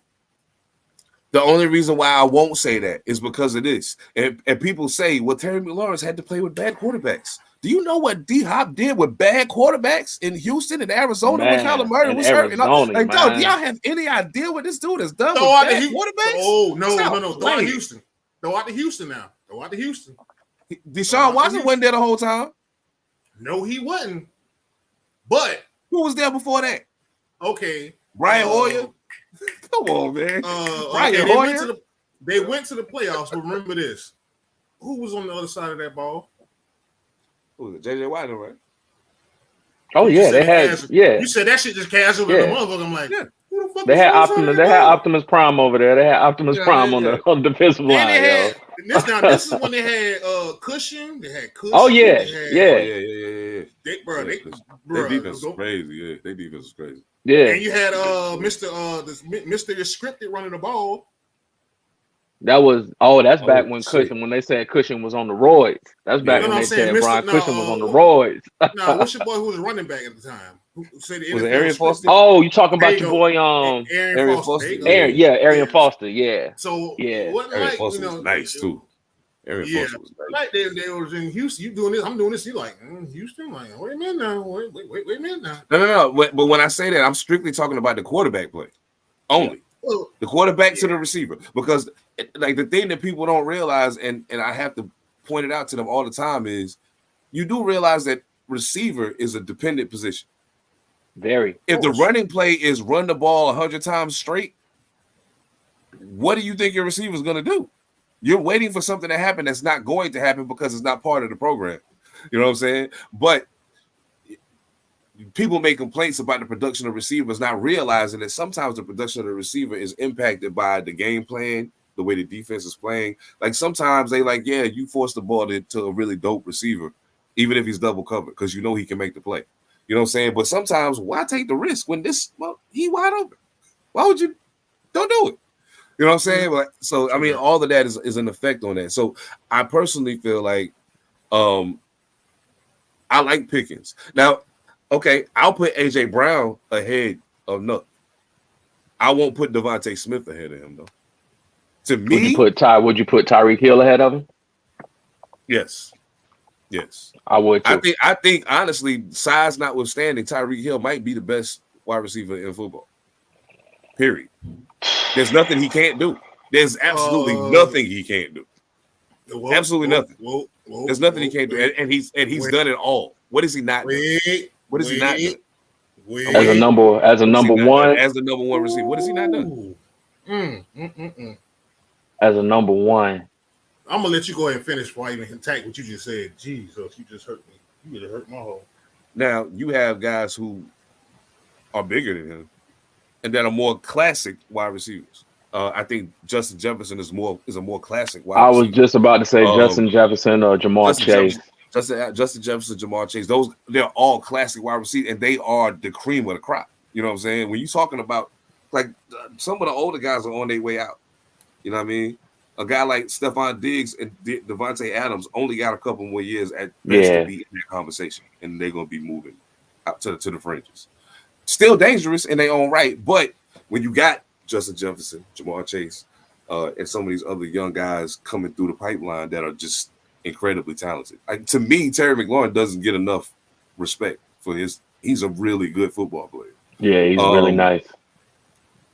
I think Drake London is a good anyway, we ain't gotta get into all that. But I like your boy Landry. I still like Landry. Landry's still nice. What's up? Oh no, I'm not gonna let you do this. I'm not gonna let you slide off that with that shit you just said. You are not gonna disrespect Devontae Smith, bro, and think I'm gonna let that shit slide. Oh, I'm not disrespecting Devontae Smith at all. Devontae Smith has been playing how many years? Devontae Smith 42. Devontae 47. Smith in Philly? Devontae Smith, the wide receiver for the Philadelphia Eagles, is in year what? He's in year 4, year 5. He Okay, just got his money. so give me 4 or 5 more of your best years, and then we'll put you up there. But right now, you benefited from having AJ Brown on the other side. Nuck was the number one nigga. But AJ Brown take a whole lot of heat off that man. Whoa. I mean, I understand that. I understand. Hey, wait, I understand now. Don't get me wrong, I understand. But don't act like Devontae Smith ain't been that. Sit AJ Brown down. Turn Devontae into the number one on that team, and tell me you still gonna have the same production. It ain't the same.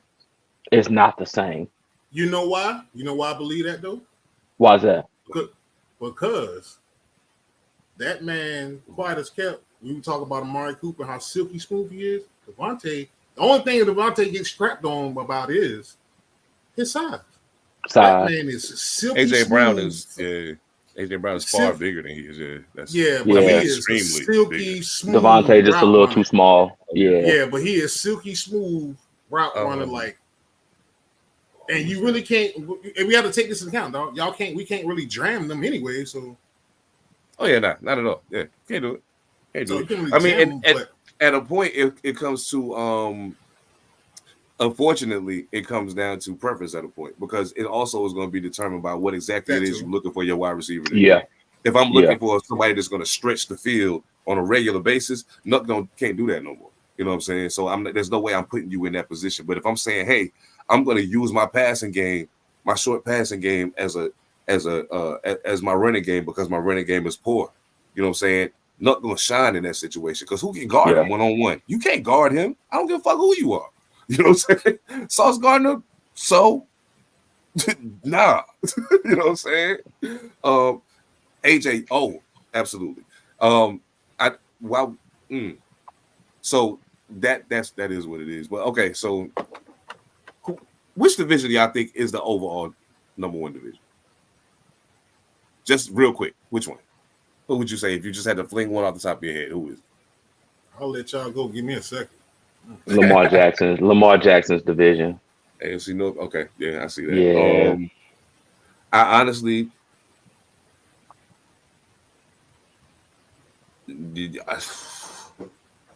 just about every team in that division could hand you an L on any Sunday. You know, the only division that's making it hard for me, and it's crazy that they're making it hard for me because there's actually a team that's not good in that division. But the other 3 teams, I'm like, I'd almost take them 3 against your 4. But nah, I can't. Let me stop playing. AFC North. Yeah, I gotta go there. Yeah. Every team in that division gonna hand you an L. Yeah, somebody gonna give you an L. If you had to play every one of them teams, you're gonna catch an L. You ain't gonna beat all 4 of them. Nah. No, you're not gonna do that. Not get rid of them. Yeah. They're gonna smack the hell out of each other in the same division You feel me? this year. So they're gonna hamper each other in the standings just by having to play each other twice this year. Which is not necessarily a bad thing. You know, this is one of the first NFL seasons in about 5 or 6 seasons that I'm actually excited about. Like, I will watch multiple games because there gonna be some really good games out there this year, yo. There's gonna be some actual parity to it's gonna be some good games, man. It's gonna be some actual parity.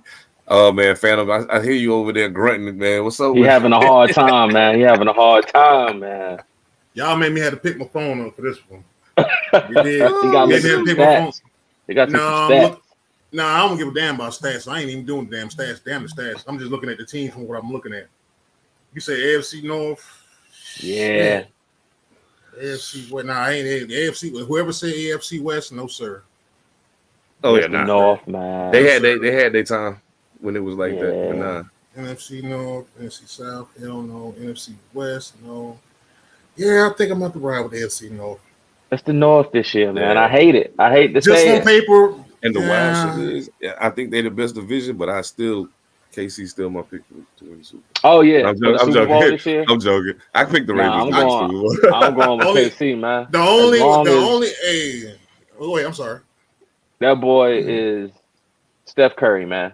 That boy is Steph Curry. Yeah. Okay, he is the football Steph Curry, dog. As long as that man is healthy and out there on that field, it's like watching Aaron Rodgers play, man. We already seen this. Aaron Rodgers was the same way. If he's healthy, he's on the field at the end of the game, he just might win it for you. Pat Mahomes gonna win the football game, man. It don't matter who you put out there with him. Give him a strong tight end and somebody to block for him for a little bit. A defense that can hold you under 20, hold you to 21 points. They can hold you under 30 points, man. They're gonna win. Same thing New England was doing. If they can hold you under 30 points, Tom Brady gonna throw 4 touchdowns, and they're gonna run for at least 1. Game time, game time, yo. If you can create that, Andy Reid done created it, man. It's a system now. Long as Patrick Mahomes is back there, them boys gonna win, yo. I don't know about They gonna win. The 3-peat, I don't know. You don't think they can get a 3-peat on? Ooh-wee, boy. It's gonna be hard. Who would beat them in a? It's gonna be Who would hard. beat them in a conference championship? You think The Ravens Lamar and them would be able to do it this Yeah, time? the Ravens can. Bro, technically, if Todd Monken won the dumbass, Mhm. if Todd Monken They won coulda the got him fucking last time. dumbass, yeah, you could have got him then. Because hell, you're the number 1 rushing team in the damn league. I don't Run the know ball. what that was about, bro. Run the ball, and okay, yeah, you could say Zay Flowers, fumbled trying to make a football Yeah. play in the Yeah. end zone. Yeah, he was, Yeah, But you're the he was trying number to make 1 a play. You rushing can't be team mad at that. No, I'm saying making a football. That's what I say. I don't hold it. yeah, against he him, was. but Yeah, he was making a football play. He was trying to he get was it trying in. to make a football play, but sometimes, son, you got to sit that thing down. But Yeah. you're the number 1 rushing team in the goddamn league. You picked the AFC Championship game to not Run the ball. against I don't Patrick know what's Mahomes. up with that. What the? The fuck person are you should smoking? want to keep the ball away from. Away Like, from what are you trying No to prove? shit, Sherlock. What are you trying to prove? that Lamar is Yeah. better than Patrick. Like, but you You don't trying- prove that by trying to let You him don't out prove pass that. him. You don't prove him like that by that. Yeah, If you want to prove yeah. it, you prove it by putting him in his element and letting him do what he do. And that's not throwing the ball 50 times a game. That's absolutely outrageous. I don't understand. And it's Nah. not that he can't do it. Don't get me wrong. I feel like in doses, Lamar can do that and be successful. Oh yeah, in yeah, for doses. sure. But But not can't be against your that go-to defense. game plan. Not that Especially- defense. that's not Kansas City defense. No, the last just not that night. 6 weeks of the defense, 6 weeks of the season, they was up there. in Yeah. the Not that night. Just It- Yeah, Definitely not that. not That that. one. Not It. that night. Yeah, Keep the ball away from it. Why would you want to give Patrick Mahomes the ball? Like I a don't. chance. A chance. Oh, That- by the way, while we flowing, by the way, don't forget your AFC East point because you was making a point about that too. By the way, Oh yeah, no, yeah. I said don't forget about your AFC East point. AFC Yeah, is dangerous, man. Yeah, I They're meant dangerous. to bring that back up to you. They're Dangerous AFC East. They're dangerous, yeah. Uh, And they're Well, mainly they're dangerous because you can make all the guesses you want to make, but you don't know who the Jets are. No idea who they are. No idea, man. No clue. But you know that they got AR back there playing quarterback. You do know that, and you do know that from all accounts, he ready to run. He ready to roll. He fine by all accounts. Yeah, but, so yeah, even the worst version of Aaron Rodgers that we saw that last season in Green Bay is better than anything we seen play quarterback for the Jets since the 90s. So yeah, yeah, that's truth. That's truth. You know what I'm saying? Like I think just as talented as he is, and as well as his and the way his IQ operates, Aaron Rodgers can make it work. And all they gotta do is give him time. He's not going to be able to run away from people.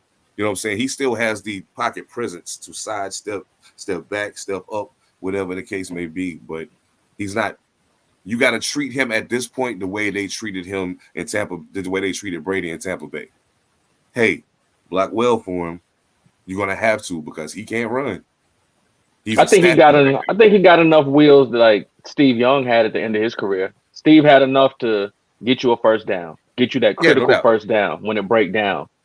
And Malcolm just made a great point. The Jets got the best linebacker crew in the game right now. Boy, they do. Yes, they do, Malcolm. Yeah, they do. They got some head busters back there on that second line, yo. Yeah, they real. And I'm not going to count the Bills out until I see it. There you go. I got the same feeling about the Bills. I'm not gonna count them out. Yeah. I see it.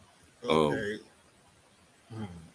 I think at his very best, Josh Allen can will that team to at least 8 wins. I think Josh Allen gonna turn out like Cam Newton, dog. I feel you.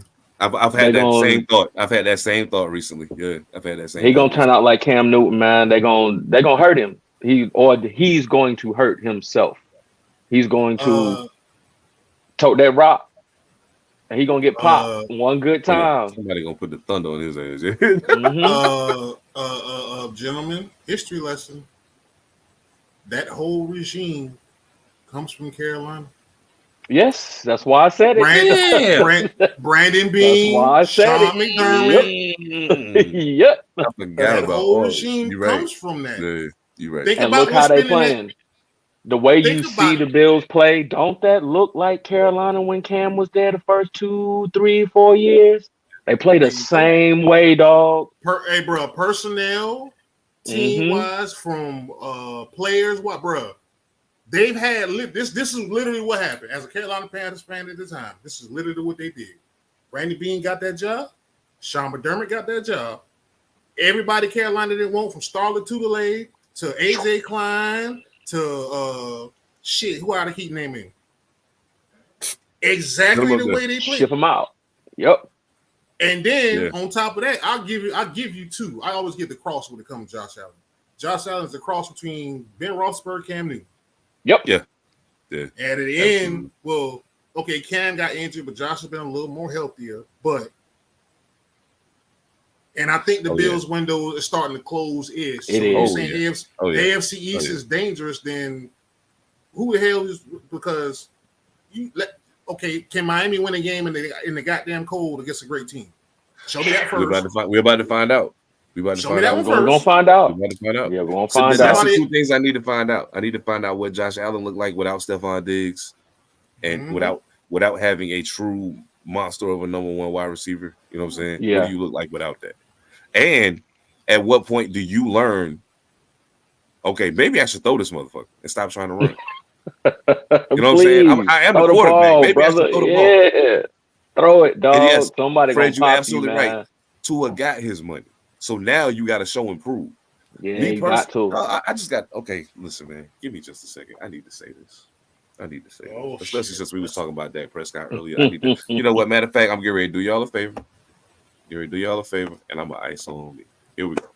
Hey, this is 7 the Panther talking. Listen, Tua Tagovailoa. I think you're a pleasure to watch play football, bro. I like watching you throw the ball. I absolutely do. As long as it's like 20 yards or shorter, I love watching you throw a football. Once it gets beyond that, I'm not a fan of watching ducks fly when they like got the hiccups and shit. So I don't really tune in for that.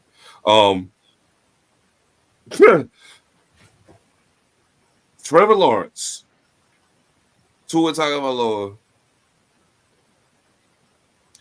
It's getting ready to piss some people off that I'm about to say this. Justin Herbert. Excellent quarterback. Yeah, he's excellent, but he ain't make more money than Patrick Mahomes. Excellent. Nope. Just saying. Gentlemen, Deshaun Watson. Gentlemen, as politely as I can possibly say this, let me say, prove it. Because I don't believe you. Prove it. I don't believe you. Not a single fucking one of you. I don't believe you. You know what? Your team may feel like, you know what, we got to lock this guy in because if not, we got to start all over again and and blah, blah, blah, blah, blah, blah. Yeah, but you paid Tua all that money. All that money. What has he done exactly? Get hurt. What has he done exactly? See, here's my problem. And people hate to hear me say it, and I hate to say it out loud, but I'm gonna say it. I could think of a whole lot of people that I could pick up and plug into that Miami Dolphins offense, and they might actually win more games. Go get me Baker Mayfield, man. I'd love to see Baker Mayfield play back there. You bet not. Go get me Baker Mayfield, man. I'll swap him out for Tagovailoa. Oh, yeah. I'll swap him out for Tua.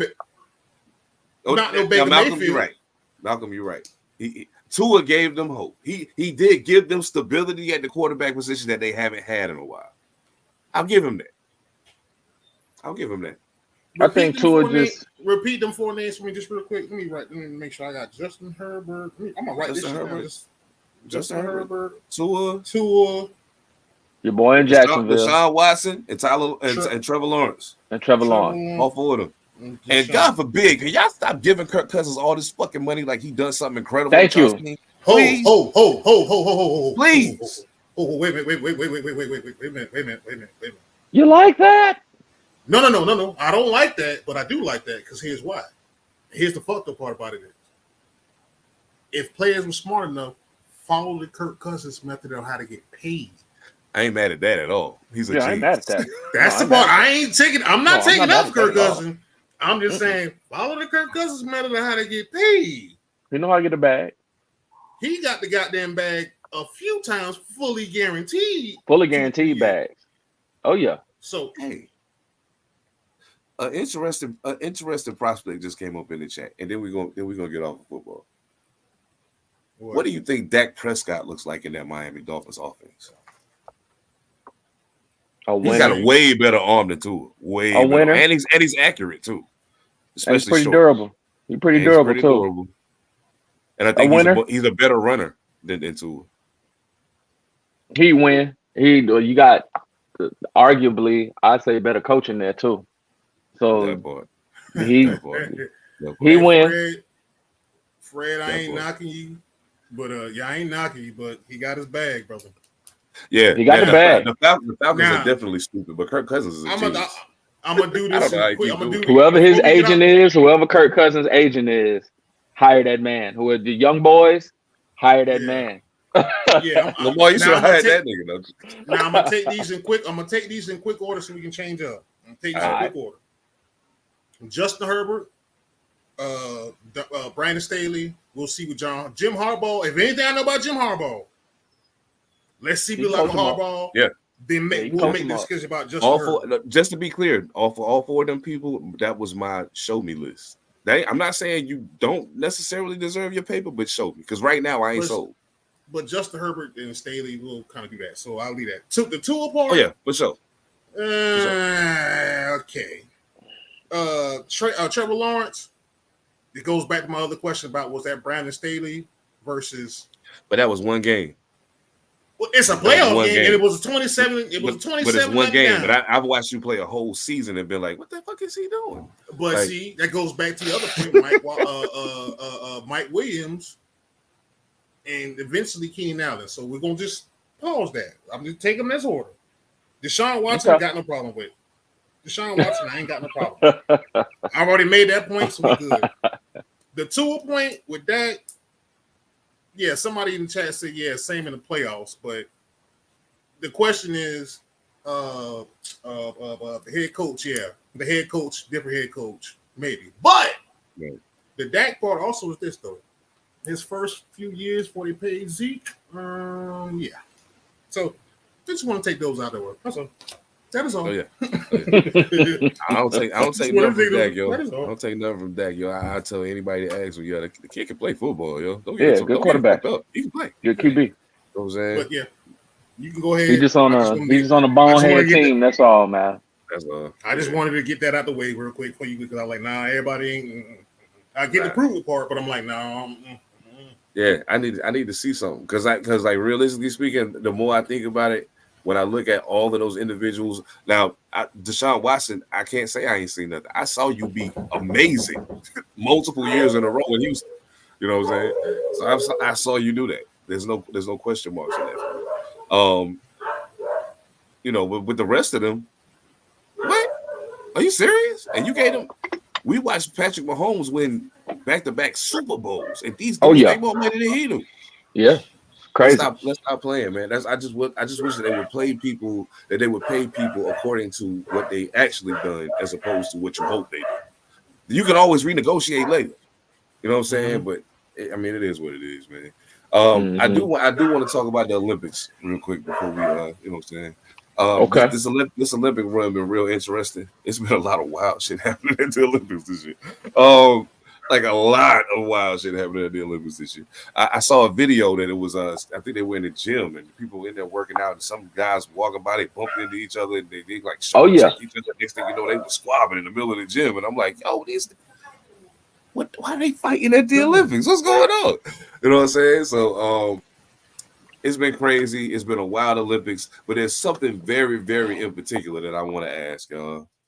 We've had some very, very spirited conversations about basketball leading up to the finals this past year. And as the finals was going on, we had some spirited conversations about Jaylen Brown and Jason Tatum, who was the guy on the team and so forth and so on. We didn't get an opportunity to talk about Jaylen Brown being snubbed from the Olympic team. That should have never happened. Shame on y'all for that shit, because especially behind what I think the motivation was.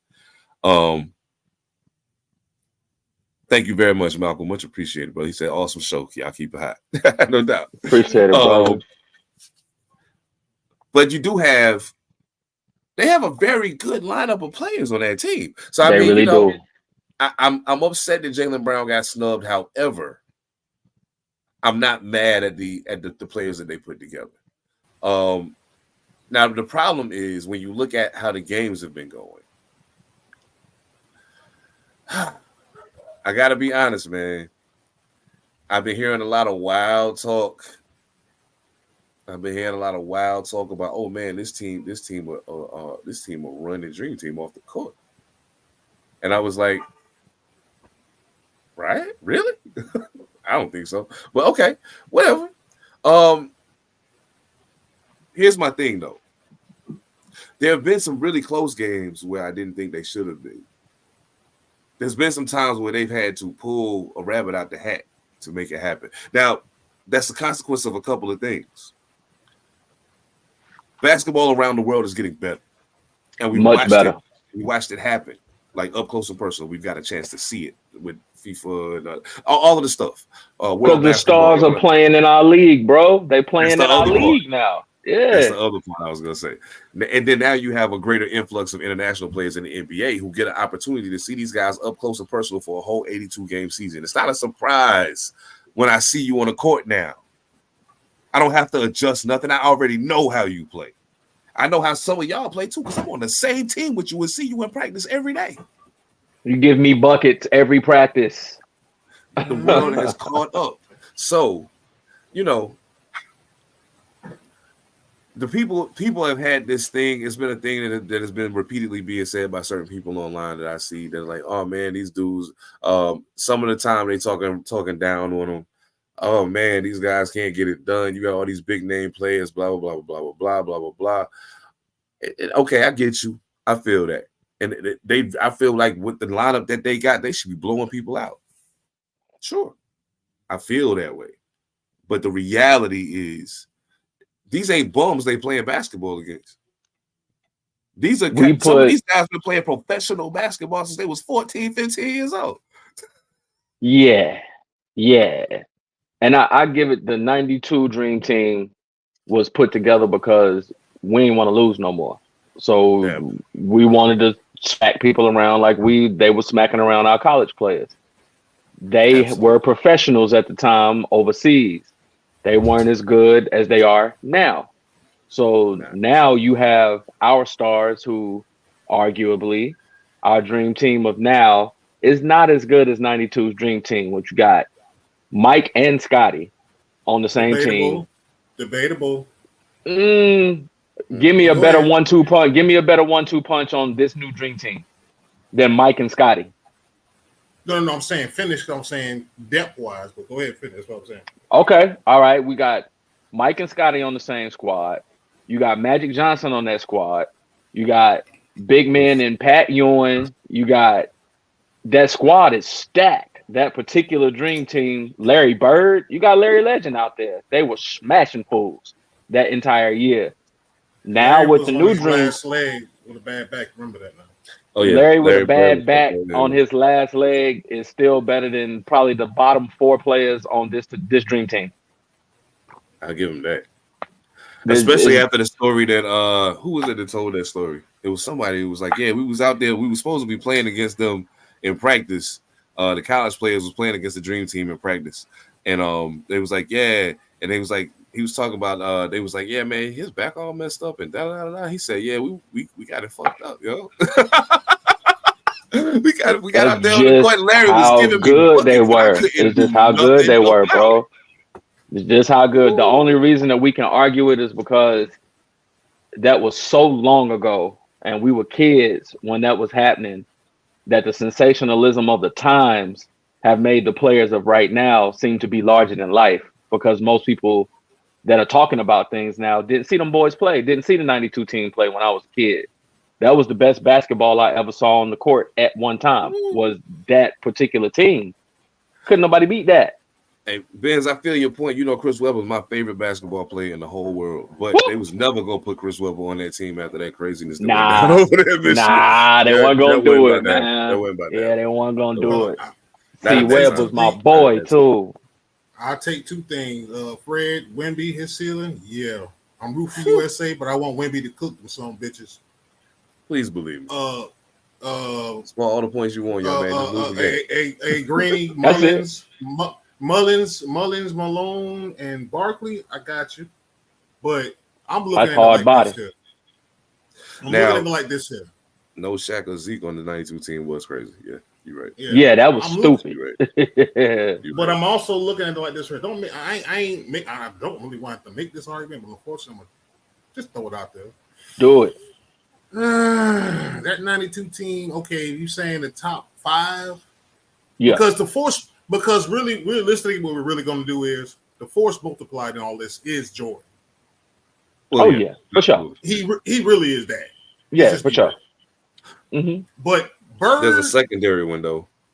Who? In Magic Johnson. But anyway, go ahead. But Magic, you have to remember, Magic had retired HIV about that time. Mm-hmm. That was around them. So, I mean, Magic still Magic. I ain't going to disrespect Magic. Please, I'm not going to do that. But, okay. Scotty defensively, cool. Barkley was in his prime then. Yeah. Yes, sir. Malone, and I'm blanking on this shit because everybody did. Please correct me. Malone was still Karl Malone at that time. He hadn't played Jordan. David Robinson was on that team. Absolutely.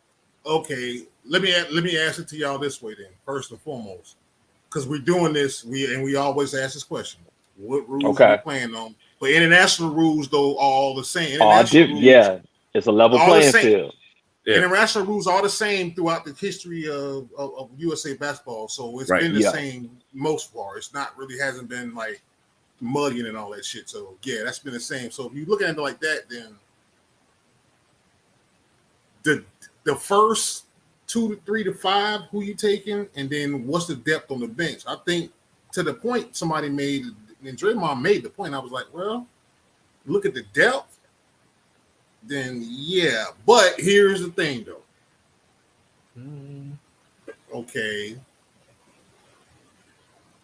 People are gonna pick at Derek White being on the team, but he's a fit on the team. So if you do that, then okay. But Christian Laettner, okay, we'll just take Christian Laettner and wash away Derek White and cancel them 2 out. Okay, fair enough. For sure. If you want to do that, we'll just cancel them 2 out. Fair enough. Yeah. So now it's Durant, Bron, Steph, Embiid. Okay. Shit. Is it arguable? I think it's arguable. I just don't think it's. I think it's arguable. I think it's arguable, but I only think it's arguable from this perspective. So this is the part. This is the hypothetical. Okay. The best players on the '92 team were in their prime. Yes. So this team you have to put in their prime and then ask that question.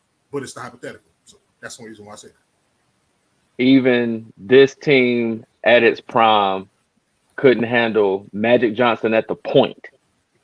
Jordan at 2.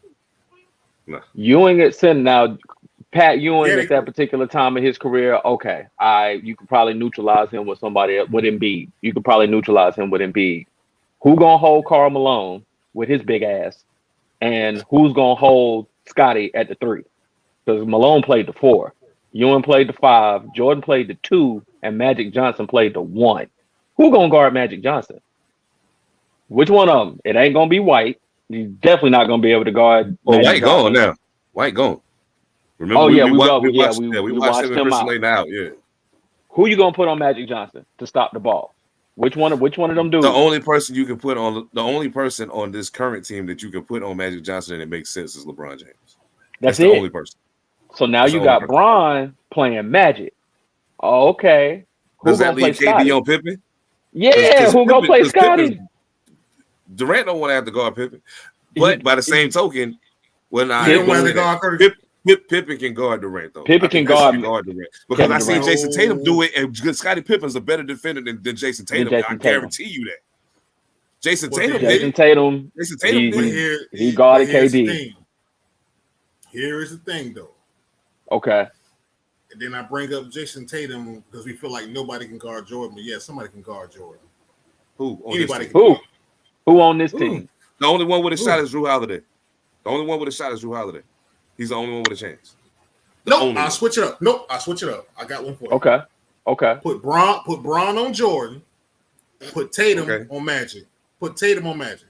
I'm not. Hey, by the way, ladies and gentlemen, I'm not arguing. I'm not fighting for it. I'm just like, I just gotta put Tatum on Magic and go ahead and tell Bron, hey Bron, go ahead and sit in the chair. Let's go ahead and see what you got.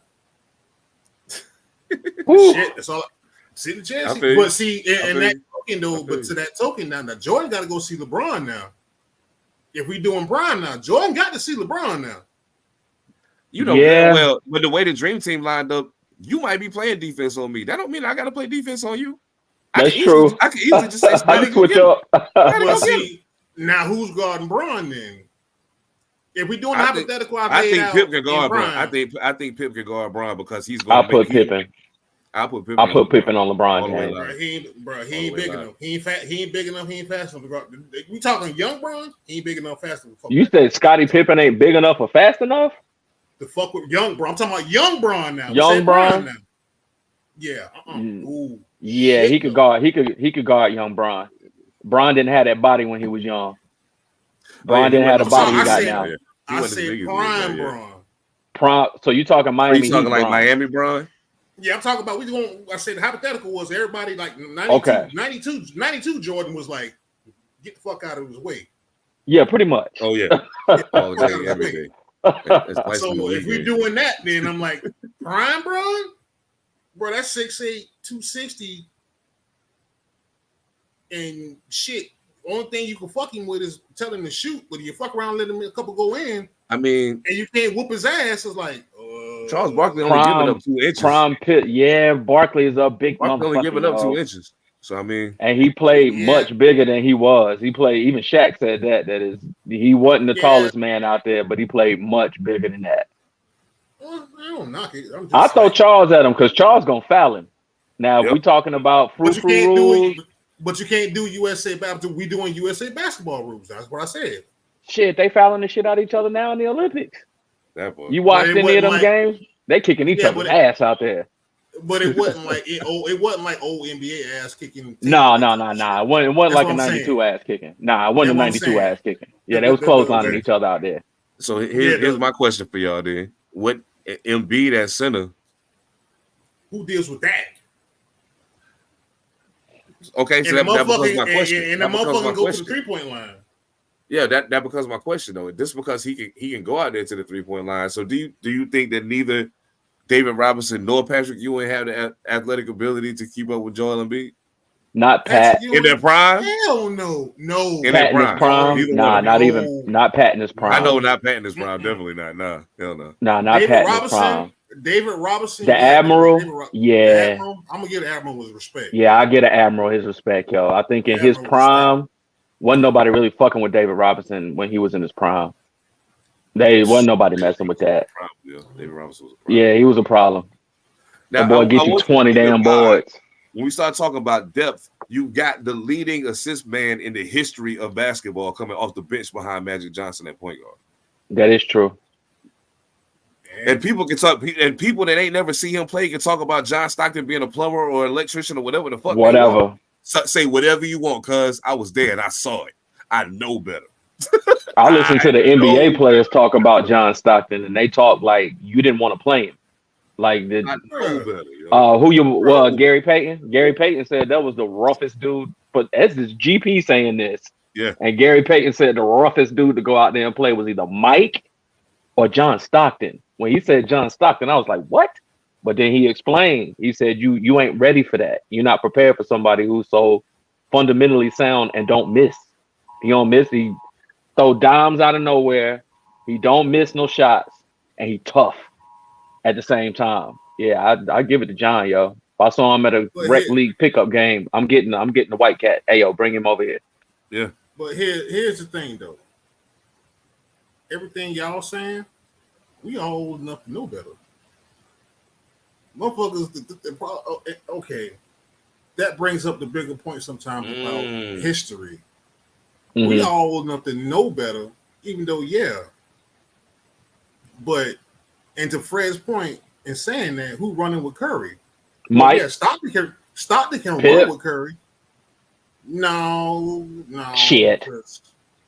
If Michael Jordan got long ass arms and was arguably one of the fastest players in the league. Yo, put him on Curry. Put Pip on Curry. I mean, I don't doubt it. I mean, we doing I don't doubt it. I'm just the way I'm looking at it though. I'm just like, God damn.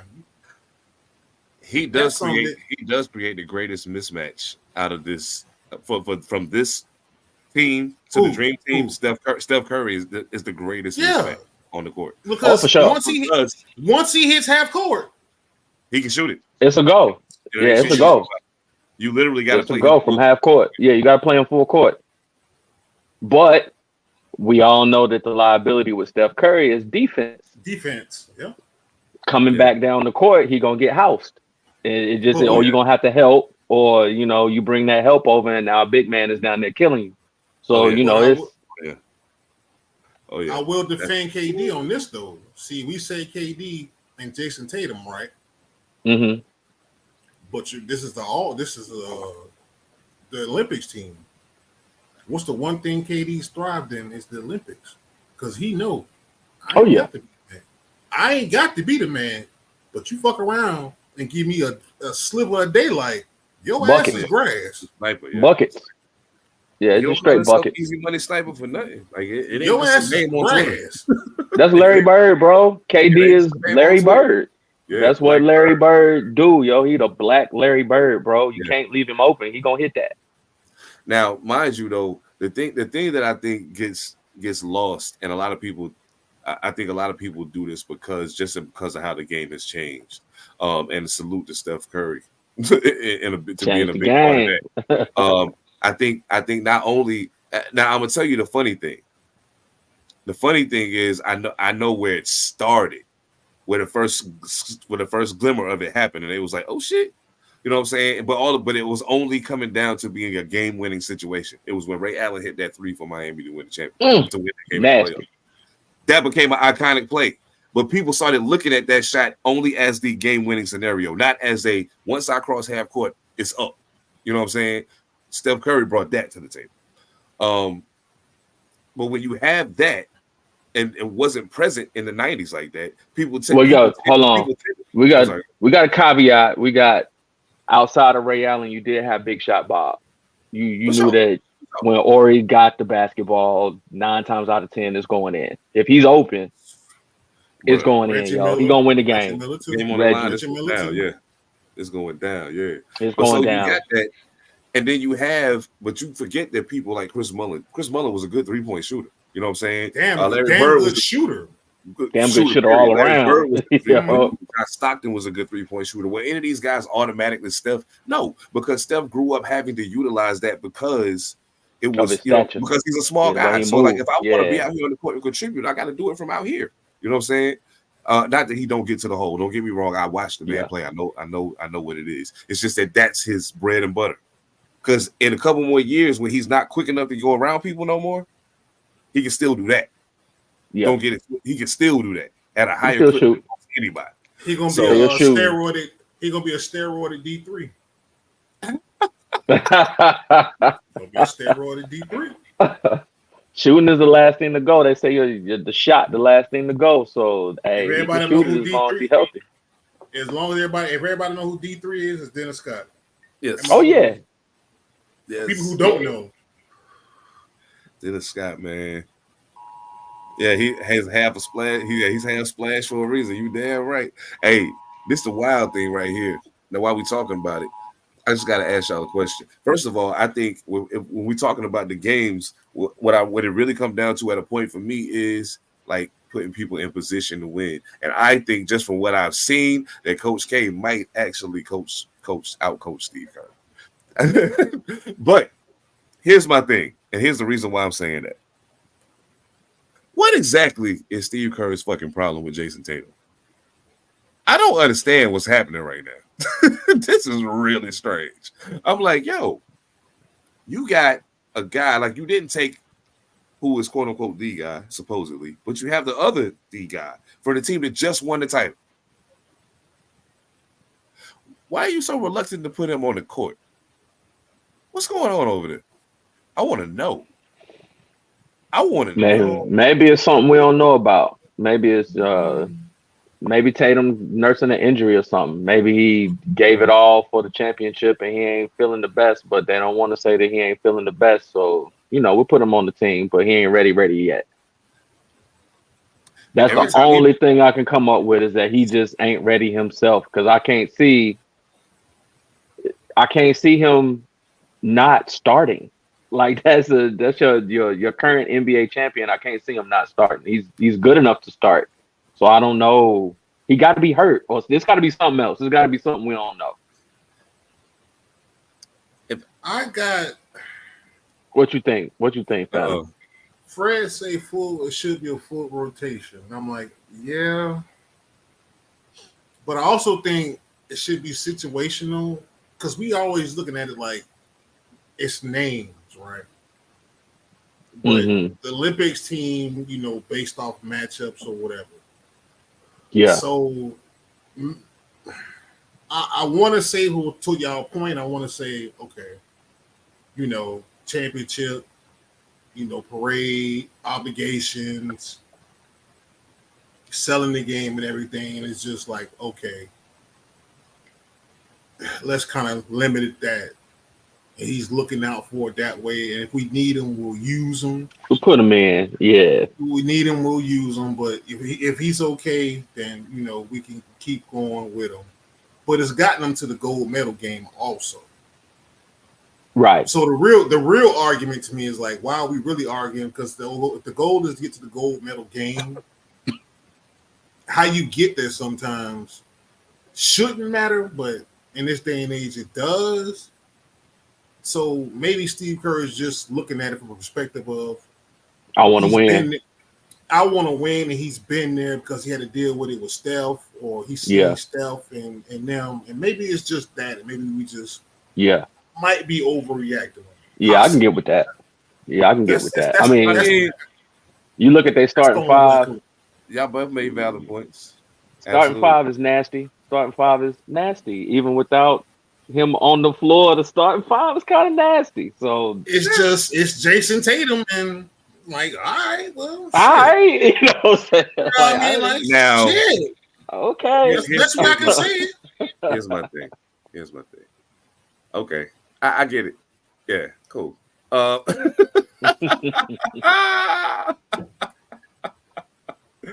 This is my thing, though. I feel like I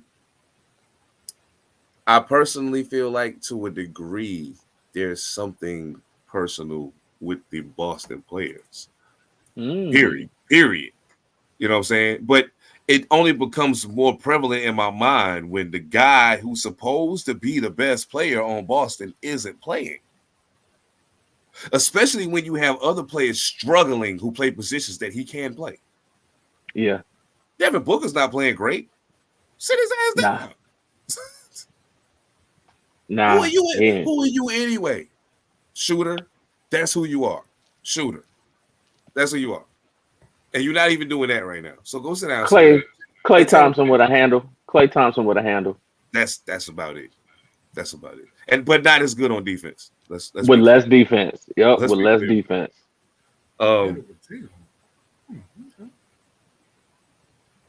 Wait over. You feel me?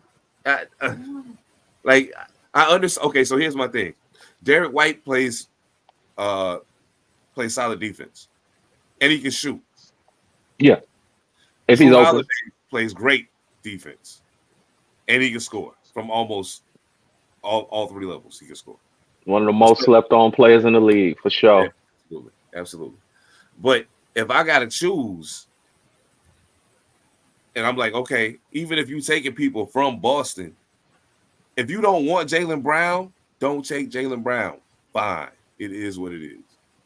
Who the fuck did Boston just beat for the championship? It was Dallas Mavericks. The Dallas Mavericks. Mm-hmm. Go get a player from Dallas. Somebody else they had to run that long. Let them play too. Come on. Come kick it. No, because who are you going? No. Go get Kyrie Irving. He Kyrie Irving. Kyrie Irving deserved to be there. Why do I want Kyrie Irving over? He deserves Kyrie Irving. No. Kyrie Irving offensively, sure. But what Derek White does is not what Kyrie Irving does. But here's my thing. Is Jason Tatum not considered one of the best defenders in basketball? He is. Is he not considered one of the best defenders in basketball? Not personally for you. I'm talking about what they say. Overall, Is he not? So what are you really losing by getting Derek White the fuck out of there? Bringing Kyrie over there who can actually score, which is what they seem to be having a problem doing. But see, here's the thing, though. I guess the way I'm looking at it from a standpoint of just stretch fours, essentially stretch three, stretch fours, who guard and shoot. That's the way I'm looking at it from that way. Maybe call me wrong if I'm wrong, but that's what I'm. And getting utility guys that know their role and can do multiple things based off the international game. I'm only basing off the international game. That's the only thing we can base this off of. I think the thing that we know about it is that nobody can stand in front of Kyrie Irving. He's going to score. He's going to go to the line if he don't score. You can't stand in front of him. Nobody in the world can stand in front of that. Nobody in the NBA can stand in front of the man. So he going to score. And like Seven was saying, they got a problem with all of them shooters on the floor. They got a problem with scoring the ball for some reason. Yeah. One thing Kyrie Irving does not have a problem doing is scoring the ball by himself. No pick, no screen, no nothing. He going to get you a bucket. Like Luka. Luka don't need nothing. He don't need no pick, no screen. He going to come down the court and get you a bucket. Sometimes you need that on your squad. White with the defense, great. But you got 4, 6, 6, 6, 7, 6, 8 dudes on the team. You got enough long arms and legs to be able to play some defense if you scheme it correctly. I would love to have. What Oh yeah, I'm Anthony asking, Edwards but nasty. what I'm seeing that point, but what I'm asking though is because I'm listening to y'all and I'm like trying to equate what you're saying to Olympic game, to Olympic competition, but I also understand like Kyrie scoring in an NBA. But I also just saw Kyrie Irving in the finals, and that atmosphere got to him when he wasn't Kyrie. Can we Well, agree on that? LeBron owes Kyrie several $1 million for getting him that chip. He owe it to him. He know it. He owe it to him. I mean, it was even swap no swindle on that one because damn LeBron. Because can we say Kyrie was a great defender in that finals? Hell no. Kyrie This is was LeBron. probably This the is LeBron when he could stand player. the chair. He was the clutchest player in that finals. Kyrie was. Them last two games, Kyrie was the clutchest player in them finals. He had ice water in his veins, bro. I see it both ways. Bron got him there. I always say Bron got him there. They got there off Bron back. They got to the mountaintop off Kyrie shooting and scoring, bro. Even Bron said it. He loved playing with Kyrie, but Kyrie just didn't want to be little brother no more. Took himself to Boston and went over there and laid an egg. You know what I'm saying? Laid an egg in Boston. Kyrie, I got one for y'all though. Since we're talking about this, since we're talking about international play, I got one for you. And y'all already know this gonna be the one that's gonna piss me off and make me. It's gonna piss me off and make me right. Since we talk about the game in France and Rudy Gobert getting benched. Rudy on the bench. Did not tell y'all who the defensive player of the year should have been? You said it. Yeah, you said it. Didn't I tell y'all who defensive player should have been? Yeah, Victor you said it for sure. Yep. If they benching you in the goddamn international play, cuz something ain't right. At home. Wanted to get that. Yeah, you at home. Y'all wanted to give. I'm talking like Cedric Entertainment with the man with the mechanic with the damn cigarette hanging off his lip right now. Y'all wanted to give doggone Rudy Gobert that damn third one, that fourth one with Ben Wallace. Oh, for sure. It was a story. It was a league story. Yeah. I'm gonna do it like this right here. I'll fix that carburetor, motherfucker. Fix that carburetor. Yeah, Rudy Gobert should be goddamn be player of the year. All right, I'm done. Ben said Rudy is a bum. Yeah, man. Yeah, listen, look, man. If you're the defensive player of the year and I can't leave you on the floor in the fourth quarter of the game, something's very wrong. Something wrong. Yeah, something wrong with that. You're supposed to be able to help me right now. You know what I'm saying? It ain't supposed to be. What was that? Thunder. I told you it's going crazy over here, bro. I got flash flood warnings until 2:30. Yeah. You know how rarely I hear that out here? As much as it rains out here. You know how rarely I hear thunder out here? Bro, I don't got flash flood warning over here for the next 3 hours, bro, till 2:30 in the morning. It's going crazy outside. That's I ain't got none of that over here, dog. None of that's going on my side. That's crazy. I was surprised y'all heard that. It was a loud clap of thunder. I'm surprised y'all picked that up. Oh no, I heard that loud and clear. I was like, I thought my stomach was acting up. I'm hungry and shit. But like, me too. Yo, right, I need an update on. My bad. I'm trying to get an update on the game. I don't. You know what I'm saying? I'm like, Yeah, my everything wilding over here. I can't even stream too hard. The internet keep going up and down. Hey, Fred, you wrong as hell, but I don't disagree with you. He said he get choked out by a 6'8" dude. You wrong. You wrong as hell, but I don't disagree with you. I'm sorry, hey Fred. For clarification, I'm a Spurs fan. So if you ain't figured that out yet, I'm a Spurs fan. So I think it's gonna be interesting to see how they. This is almost like saying, "Hey, it was fun playing with y'all over there in the NBA this year. Come play with me in my house now." You know what I'm saying? Yeah, for sure. This is I'm saying this is what Wemby's saying. Hey, that was cool. That was fun over there. I had a ball. Like I'm looking forward to coming back and doing it again. But now y'all come over here and play in my house a little bit. Come get some of this. Let's see what happens. International rules. You know what I'm saying? Let's see what happens. Where I can goaltend. And as much as I think Joel Embiid is a superior physical specimen to a lot of people, that kid is a freak of nature, bro.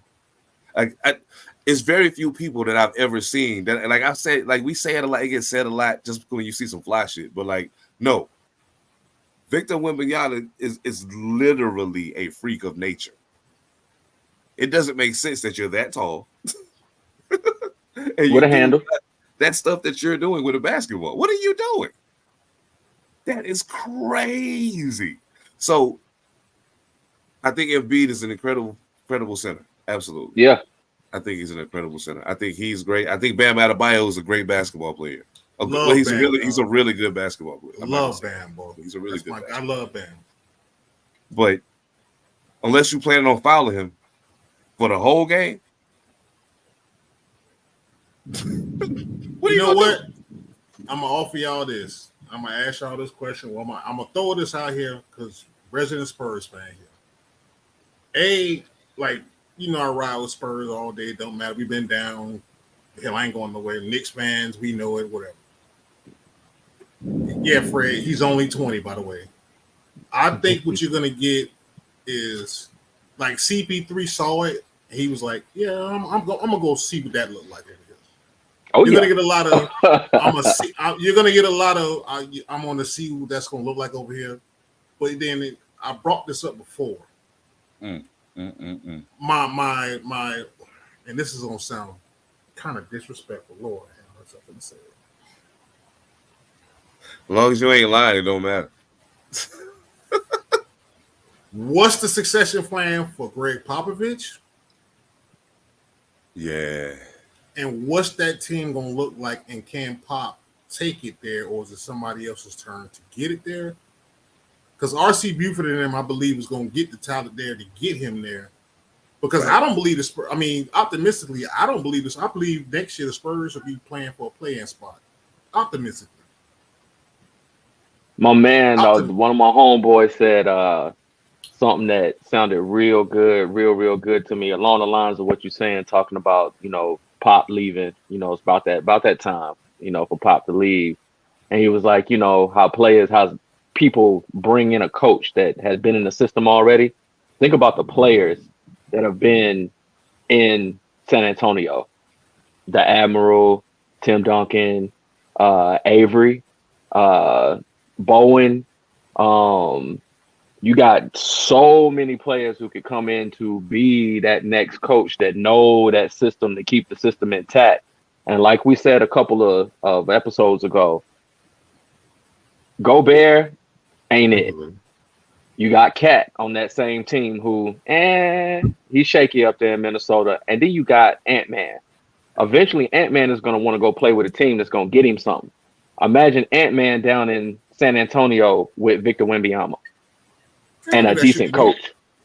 And a decent coach. Yeah, I mean, he ain't even got to be an elite coach. Wemby, Ant-Man together, and then just go fill in the blanks. Fill in the blanks with whoever you want to fill in the blanks with. Man. When he said that, it popped into my head. I was like, yo, that would be nasty, yo. Because you can't guard neither one of them dudes. Fred, not Ginobili. I actually take Parker. Tony Parker. He said that. Yup. He said Ginobili. I was like, he said Ginobili. Like Parker. He said Ginobili. I'm like, man, I might be Parker. But either one of them two. You know what though? I will retract that, because you know what? Ginobili was, and Tony Parker is French. Yeah, that part too. But you know what? Ginobili was like a crazy fucker who played and just did crazy shit when he got in the league. Had that dog in him, yo. So he just had. So you know what? Fred, you got me on that, because I was like, I think you own that, Fred. I think that's a good one, Fred. You put Ginobili at the helm of that team with a good coaching staff. Somebody like Ant, young boy like Wemby. Yo, you talking about another dynasty, man, another run. The Ant part ain't happening, dog. I'm sorry. I'm just gonna go ahead and cut that. He gonna go somewhere. Yeah. And the Spurs got money to spend. They're not gonna make that. They're not gonna make that mistake twice in a lifetime. You don't think so? Gonna do. Hell, they got that paper to spend, though, man. And think about some of the Spurs' best teams, yo. They had great backcourt and front court played at the same time. They're not gonna make that mistake again, bro. Wait, what mistake we talking about? What mistake we talking about? You're not gonna let Big Ticket. You let Big Ticket go to Boston, and now he was loyal as hell. Now he was. But you ain't finna let this young brother, the franchise. the heir apparent to, or the likeness of, or the dog, the other dog in the cage of Michael Jordan, whatever you want to call him, you ain't letting that walk out the door, bro. You can cancel that shit. Oh yeah. I don't think it's gonna come down to them letting him. I think eventually we seeing that Gobert ain't it, and Cat don't have the heart to be what Rudy is on that team. It ain't. They don't have it right now. But and who Cat wants gonna be to go gone. play in Minnesota? Who want to go Cat's play in gonna be- Minnesota? Bro, Cat's gonna be gone before Anthony's gonna be gone. We know that. They're gonna have to move somebody. Somebody gonna have to Yeah. go, or somebody gonna have to Go. come. And don't nobody want to come to Minnesota. Don't nobody want to go to damn hot ass Texas until they started winning. If I got Victor on my team, I'm taking my ass to hot ass And look- Texas, son. Oh yeah. And look what it Oh, took yeah. at the I'm time. going. I'm look going. at history. And look what it took. It took Tim Duncan and them and all that. Because all the Lakers and the damn Spurs did for that whole thing was switch teams, Robert Horry, Dennis Rodman. Pretty all much. yeah. Swap them out. Oh yeah. Yeah. So as much as Dallas got no state income tax and all that, and it'll get there. But look what it took. Oh yeah. So Yeah. I mean, you preach to my choir, but I'm like, shit. I love to see it because then Mhm. I think I- if they wanted to make a run, that would be the move to make. There's no other young player that I would pair up with Wemby for the long run outside of Ant. Your boy in Atlanta. Well, he ain't in Atlanta no more. What's the Trey? That played in Atlanta. He too small. He too small. Ain't nobody else, man. They gonna need somebody else to play with Wemby, because when it comes down to the point where they start keying in on him, they don't want him to get 20 rebounds and 20 points in the game no more. It's gonna get rough. They're gonna need somebody else to take the top off, man. well, here's the thing I'm gonna say to that. De'Aaron see. Fox, maybe. Now that one, Bring him Ooh. down. Yeah. Bring him down, that yo. one, Bring him down. What's he People so bad? sleep on Fox, boy. They sleep on Fox. but if they let De'Aaron Fox is the one, I was like, it ain't him. But I'm like, it So wasn't. bad. You want who? I said I want him on my team so bad. Who De'Aaron Fox? He Yeah. nasty, man. He nasty. He nice. Young boy nice. I want him on By my the way, team we so said bad. this on the other podcasts. OG legend Hall of Famer Magic, you fucked up. Big time. Yeah. You fucked up. Big Yeah. time, dog. You did. Yup, big time. You could have Man, had bro. that. You could have This- had that in the Laker colors. And the You could have had that. You fucked up. You know what's crazy? I was getting ready to say. See, I was getting ready to say something disrespectful. I'm gonna keep it to myself. Never mind. But yeah, we definitely. I mean, could've you might used as well- De'Aaron Fox. I mean, you might as well go ahead and let it fly. At this point in time, we'll let Like, everything else fly. Everybody else when can I'm heard us say all the thinking- shit we done said. When I'm This is a light thinking, podcast. if we take De'Aaron Fox, pardon me. If we take De'Aaron Bless Fox in that draft, thank you. I have a feeling that the construction that would have went on around that, like, think about something. If you had De'Aaron Fox and Bi as he coming into his own on the same team, maybe you don't gotta go. Maybe you don't gotta go get homeboy now. Like maybe we can build something right here. Maybe we can grow it with these cats we got right here. You know what I'm saying? And again, not disparaging the rent. Hey, Bron, AD, thanks guys. Appreciate we love you. the hardware. We love the hardware. Appreciate Come you. on, man. Like, Appreciate I'm just saying. I'm just stating facts right now. But either way it go, I don't think Minnesota is going to find a way to fumble this. Thank I you, also Fred. think. Oh yeah, not even close. Not even close. And you know what? Thank you. Yep, Fred right. Fred exactly right. I'll yo. say this. I gotta say this before I go slide to this next thing. But Lonzo Ball, who he became at his best, I really like that player. But it good. still wasn't what his dad tried to sell us. Mm-mm. That's the problem. You know what I'm saying? Lonzo Ball at his very best, he can score you some points. He can Oh distribute the yeah, ball. He plays really good defense. Lonzo three Ball big- was what Ben Simmons was. Yeah, just a shorter version. Uh-oh. I think the storm might have got him again.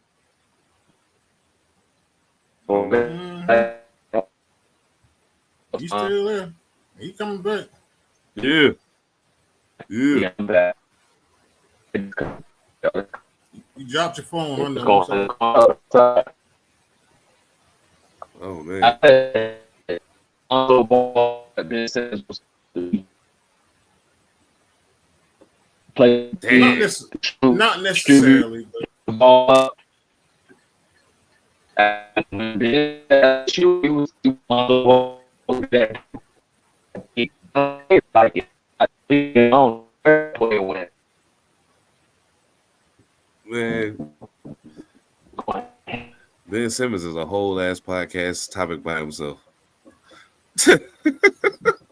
Like, Yo, that's crazy. Am I bugging? Is it just me? what's that? oh, Hold up. computer while now. Hold up. Yeah, I think my Yeah, Fred right on that too. He said the best ball was Pause. in North Carolina. Oh yeah. Oh yeah. Melo's definitely the one. Yeah. Whatever feels too happened to small, whatever happened to Sticky Fingers? The thief. And we lost 7 altogether. Is he still there? Yeah, you said. Yeah, I'm in. I can't see him. His joint froze. I'm gonna have to stop. Oh shoot, that's crazy. Yeah. I knew it was coming because he was sounding crazy to me. I don't know if it sounded Yeah, crazy. but he to was nobody back on else. the thing. Oh, that's wild. I don't know, but I think the Ball family is a clear cut. Like the funny thing is how much money these kids made. You know what I'm saying? They made some bread for their family, though. Like even LiAngelo, who ain't he is even a failure in the G League. But oh man, goodness gracious, yo, that's crazy. You know what? Panther Politics Network has been the home of some of natural disasters' greatest moments. We was on Panther Politics, the flagship podcast that Edom Assassin had an earthquake in LA. Now, all the homies out here on the West Coast, y'all get to hear what I mean when I say this shit out here, it rained out here plenty, sure. But you don't know nothing about a storm like we get in NC. Like it get crazy out there. You hear that? You hear that? That's yo. But anyway. Oh, Oh, it's raining sideways. It's raining sideways right now, bro. It's Bro. raining sideways right now. They don't know nothing about that. They don't know nothing about that. It was crazy though. I'm sitting where I'm sitting. He's sitting, and we ain't sitting nothing but about 30 minutes from each other. Away from each other. Yep. 30 And usually minutes where with each other. Phantom's sitting is where all hell breaks loose. Winston get it all. It go Yeah, crazy 30 in Winston. And you ain't heard a damn thing in my I house. had nothing My on your house side. ain't nothing. And I'm from, Oh, man. and you saying Cali, dog, bro, I'm from typhoon weather. That's overseas. Oh yeah, true that. True that. I'm from Yeah. typhoon weather. Shit me. Hey, Dumbass bro, kids going to play in typhoons. Shit me. I'm yeah, from fuck that. that.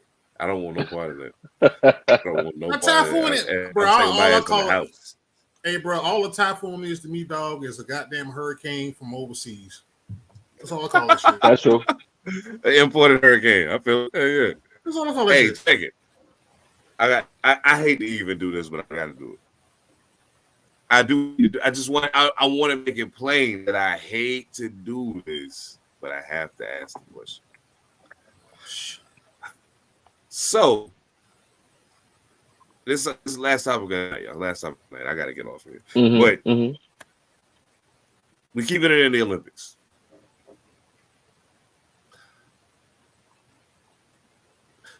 They say that the attendance at the USA women's basketball games is the lowest of all of the top ranked countries playing ball over there. There are many people who have their own theories as to why that is. No, Caitlin. Okay, I'm not gonna beat around the bush. They saying because Caitlin Clark ain't there, nobody coming to see them ball. Now, that may or may not be the case. I don't know. I don't know how much that really means to people over there. You know what I'm saying? Like that's the thing we don't know. We know what it's done here. Right. I don't know what that means to people over there. Like they know most of these people on the team already. They've been to the Olympics multiple times, most of them. But they're winning. No ifs, ands, or buts about it. They're winning.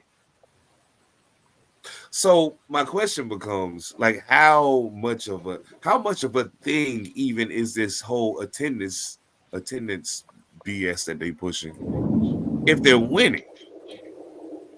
And what do you think may be the potential cause of the unevenness of the attendance? Because I got my own theory about why, but I'll save that. But yeah, I'll go first on this one because I'm gonna be quick about it.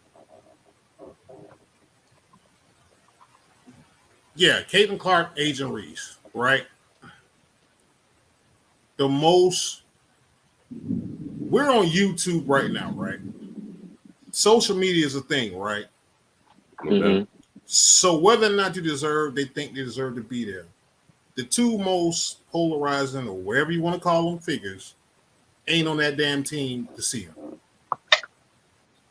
I'm not saying either one is Jordan or LeBron, but the narrative has been pushed from college to pro.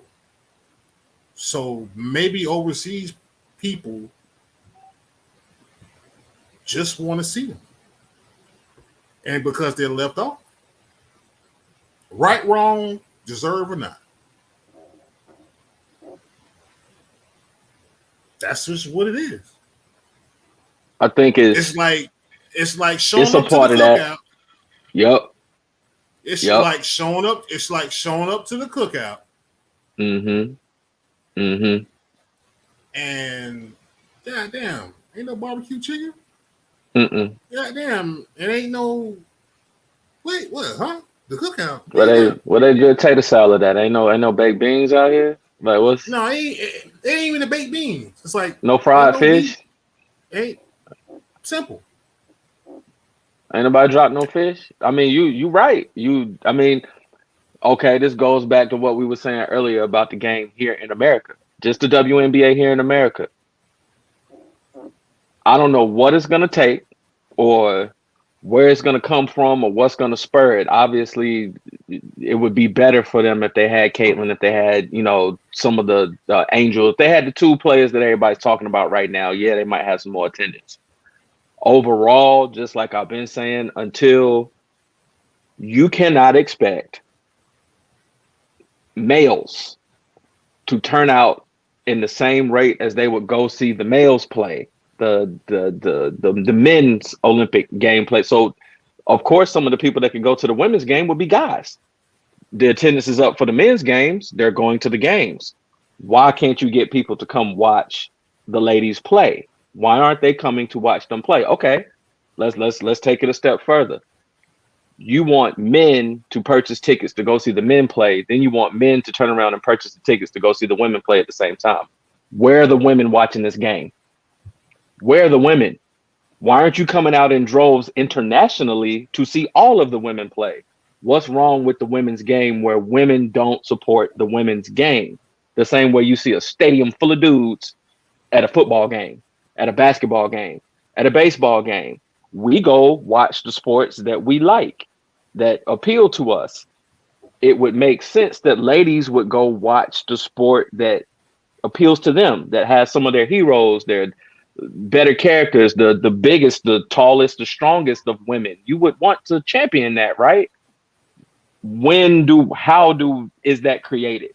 How are they going to create that? Because if they can't do it here in America, and then you see that they're not doing it overseas either, they're not supporting the game over there either. What is it about the game that's lacking?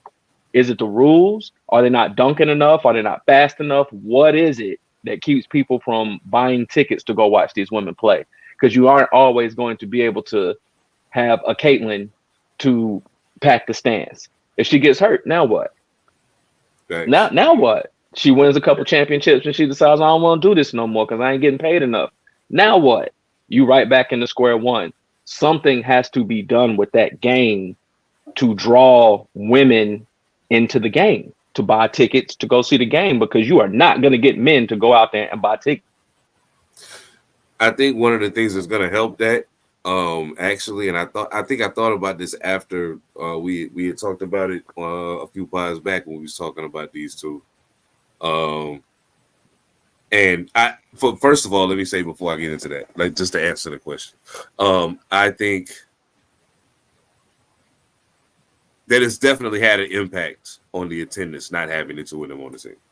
Absolutely. As I don't think it's had any impact whatsoever on the court not having the two of them on the team, because neither one of them is the best player at their respective position. No, Asia's the best player in the league. Period. Period.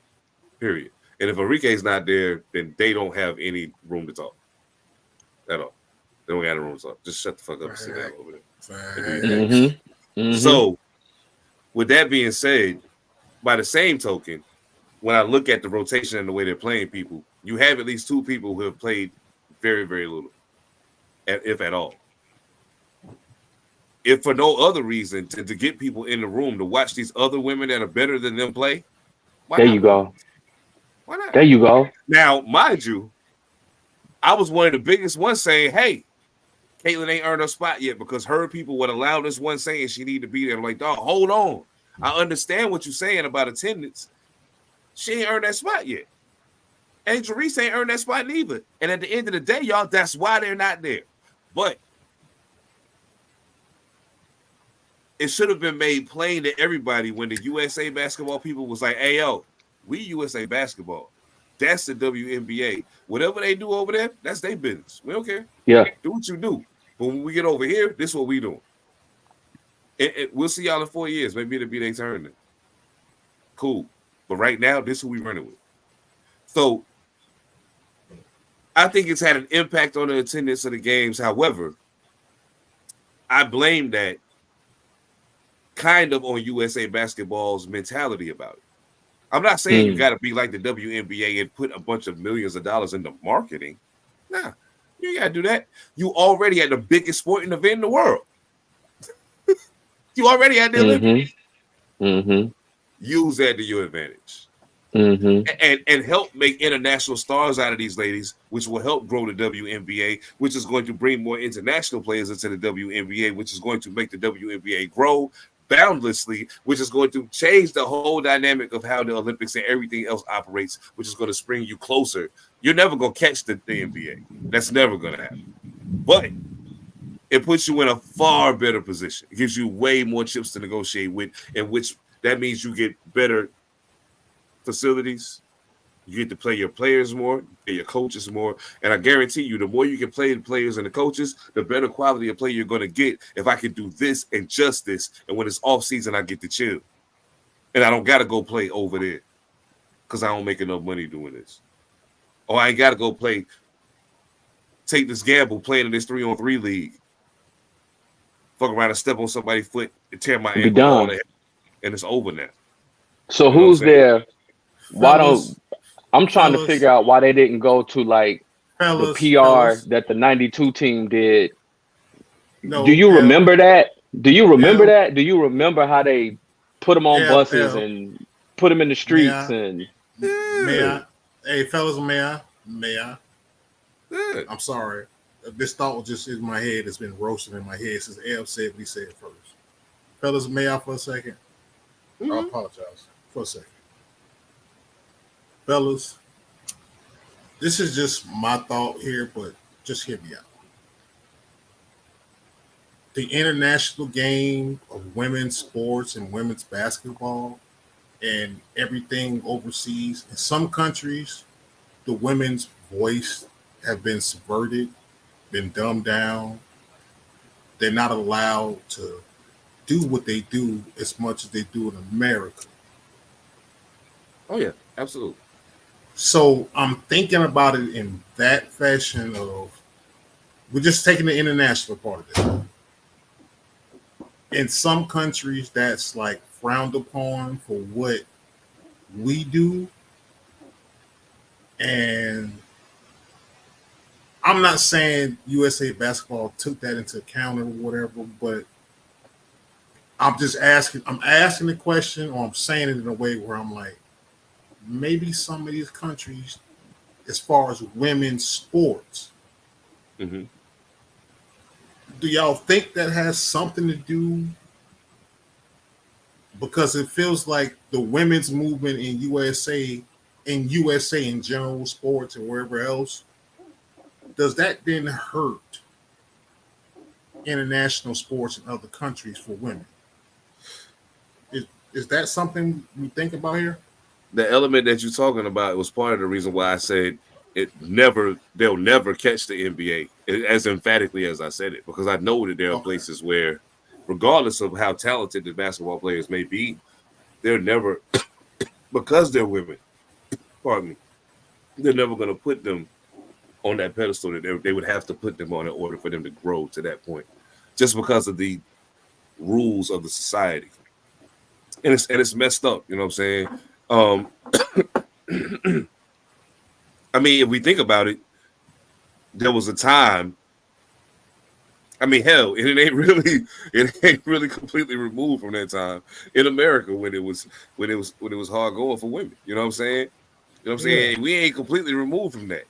You know what I mean? No. So at the end of the day, the thing for me is this: we have a very talented team of players that are there playing. To El's point, why you don't put them on the bus, take them out of the town? You know what I'm saying? Especially with social media now. Oh, it's man. a double whammy. It's a double whammy for them. You know what I'm saying? Yeah. Oh, but you know what? That brought me right back to the point about of responding back to what you were saying. And with social media now being what it's being, what I think is going to allow the game to attract more people and start bringing that female audience, and pardon me, the women to the game.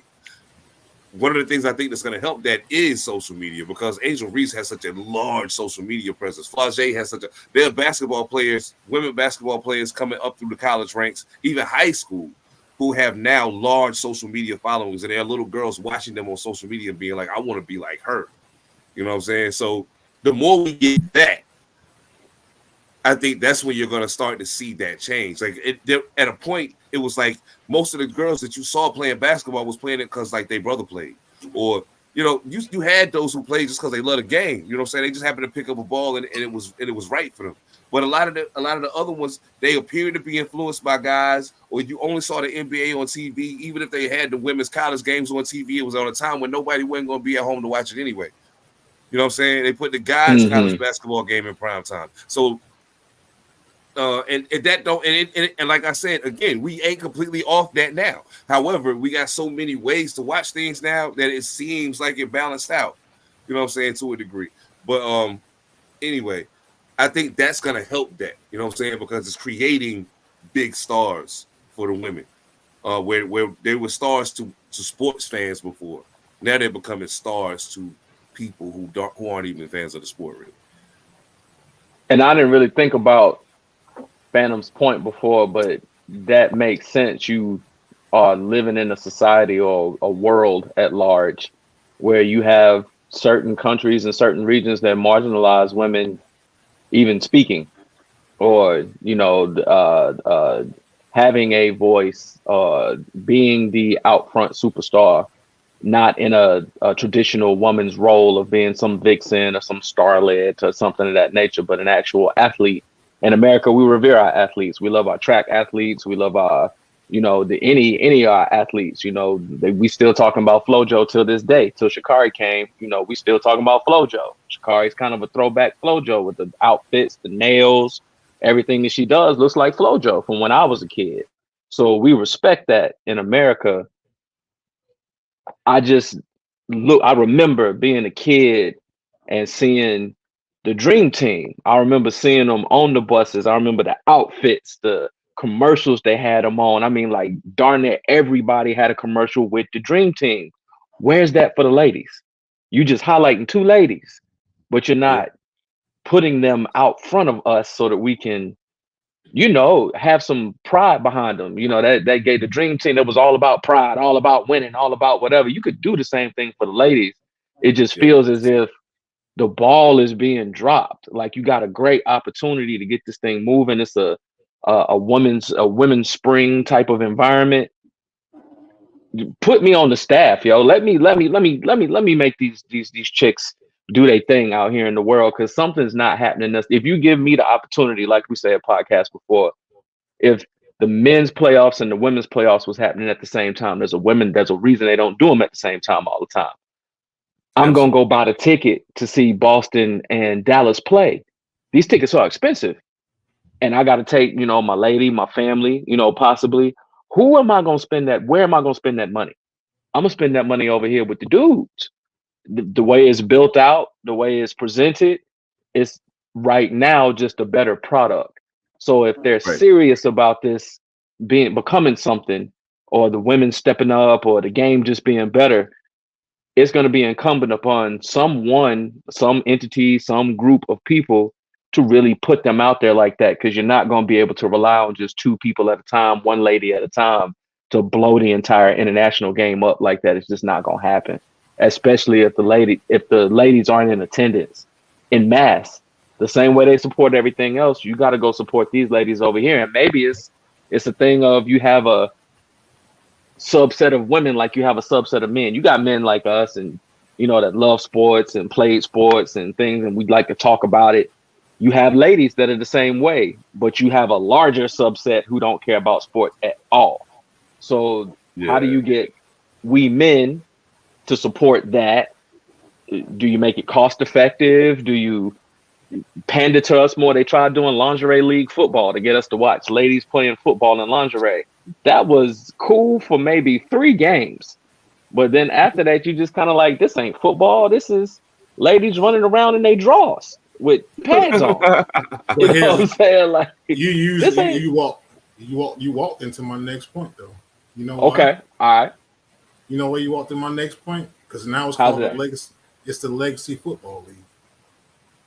That's what they call it now, right? The Legacy Football League has a full-blown season. It has fans. It has a full-blown season. They do all of that now. You can literally go to YouTube. It's LFL. It's Legacy Football League. It's not the bra and panties and inexperience and all that. I seen the LFL, because they got that big girl. There's a big girl that plays in there. That's a running back that can't nobody tackle. I watched one of the games. It's a bunch of them in there, but to the point of what you were saying, though, and this was my, I guess I'll call it a misogynistic take, and an old misogynistic take. So I'm saying that to say this: would you alter something as so simple as the uniforms? Because the older guard is not going to take that, because they're like, I ain't wearing this shit. Right. True that. But my thought process is just like taking it from a bad place, but just a realistic, like, dudes, men are just goddamn savages sometimes and want to see ass and titties and shit like that. But I'm not saying you have to do it that way. But I'm just... It's something, Phantom. It's something's got to happen, bro. It's to me, it's like, okay, to me, the way I look at female sports in the sense of where I'm going with it is like, perfect example. There you go. Just popped in my head. Everybody remembers when Serena Williams wore that goddamn catsuit. Boy, who you telling? Glued to the TV. Pause. Now watch what I'm about to go with when I say this. We watched it for the catsuit and got interested in the tennis. True. Females, see, revisionist history is a motherfucker, because females hated on Serena Williams for being too strong, too muscle bound, and all this shit. That's true. So, is there a way that, because it's females, they're beautiful, all different shapes, sizes, colors, everything, can you make it a way where it's like, well, we're just ball players? I'm like, yeah, but I love to see the ladies of the WNBA be themselves, regardless of what you are. Mhm. But you love to just see that. Like dudes are just dudes. You can be big, strong, buff, nice looking dude, but just for the female part of it, it's like let them be females, and let's come up with something that maybe they're comfortable with, maybe they're not comfortable with, but just from a dude's perspective or the visual for dudes. But they're not Yeah. gonna do it like we're ball players. Yeah. I mean, So with maybe- with that, what you saying, the way that has to happen is it has to be a reasonable compromise. Okay, now we ain't gonna do this. You know what I'm saying? But we see where you're going with it. Maybe we go here. Okay, but that maybe ain't quite far enough. Maybe we go here. Okay, well, that might still be a little too much. Maybe that. Okay, cool. But then we just throw that in there. Okay, I think we got to win. And then that's how you work that. You know what I'm saying? You have to work that to a point where it's like, okay, you got enough guys that's a part of the control group to say, a wide enough array of guys as part of the control group to say, okay, this is going to still appeal to a wide enough array of men that we don't have to compromise us being seen as ball players. To the degree that, you know what I'm saying? And it's fucked up that we even having the conversation that would be necessary, because in my opinion, as a person who just enjoys sports, I'm fine with it the way we should be in the way it is. You know what I'm saying? Of course. But if you're talking about it appealing to a wider audience of people, then this kind of stuff becomes a necessary conversation in marketing rooms and things of that nature. And unfortunately, that's just the brutal truth of it. It's just the dynamic we in. Yeah. And I don't think that they should sexy it up. I wouldn't want to compromise these ladies' game, because they did just as much practice. They played just as long from children into being adults to play this game. They deserve the decency and respect in the game that the men do. They should get that. But like Seven's saying, there has to be a compromise. Okay, you got to give on something. You don't want to sexy the game up. Cool. Let's change the rules a little bit. They don't want to do that either. You don't want to change the rules. You don't want to shorten the height of the goal. You don't want to bring the 3-line in. You don't want to do any of that, to change the game up, which would make the game, when we're talking about optics, to we men, it would make the optics of the game a little better. We would see ladies yamming on each other. That would be pretty dope. To see ladies out there and, throwing it down on each other. We don't see that. That's something we look forward to in the men's game. Dudes getting dunked on. I would love to see it. Dunk contest. A dunk contest for the ladies? Yeah, I don't want the ladies to I don't want the ladies to compromise anything. I want them to be them and be who they are and do how they do. I'm just asking a question like, a lot of people can't ask it because you're on different platforms. They be like, "Oh, I can't believe you said that," but I'm like, "Fuck it," I'm saying it because I'm like,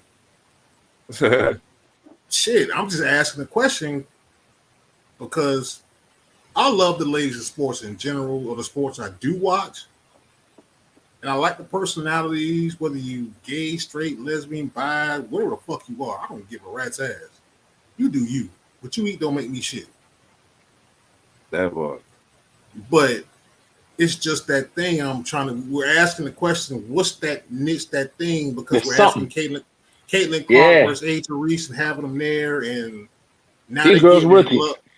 Yeah, these girls rookie. Now they're getting love, and things are catching on, but it feels like a fad in some ways until Angel Reese and Caitlin Clark get on a good team. But now everybody's appreciating Asia Wilson, for example, and I'm like, yeah, y'all tardy for that party. The fuck? Yeah, she's been nice. So give that shit. Fred, absolutely right. And the young lady's name who I can't pronounce. I'm sorry. Who that? Not right now. Enrique? Enrique, I can't pronounce her last name, but the last name get away from me all the time. All the time. I can't pronounce her last name, but that thing is like, y'all got to figure out something. Something, dog. This shit is like. You want Ev to buy season tickets to WNBA team? You going to give me something. But see, peep game though. You said your FloJo point, right? Yeah. But peep game though. Women's track and field has never not been in style. Never. Why? Because they fast, they fine. And every pervert man who looks at them is like, damn. He said every pervert man. Fuck it. I Let's just saw call it, bro. Fuck it. Let's Call just it what it is. It is. Be even. I never paid attention to women's triple jump or long jump until I started paying attention to seeing the memes of some of the women around the world who participate in triple jump and long jump. Now I'm tuned into the Olympics to watch triple jump and long jump. Fred said that women's volleyball. Women's volleyball. See that part? And they Dope. show, and they fix Dope. the uniforms for that shit. Yep. They basically out there in bikinis. In bikini bottom. Boy shorts. They in boy shorts.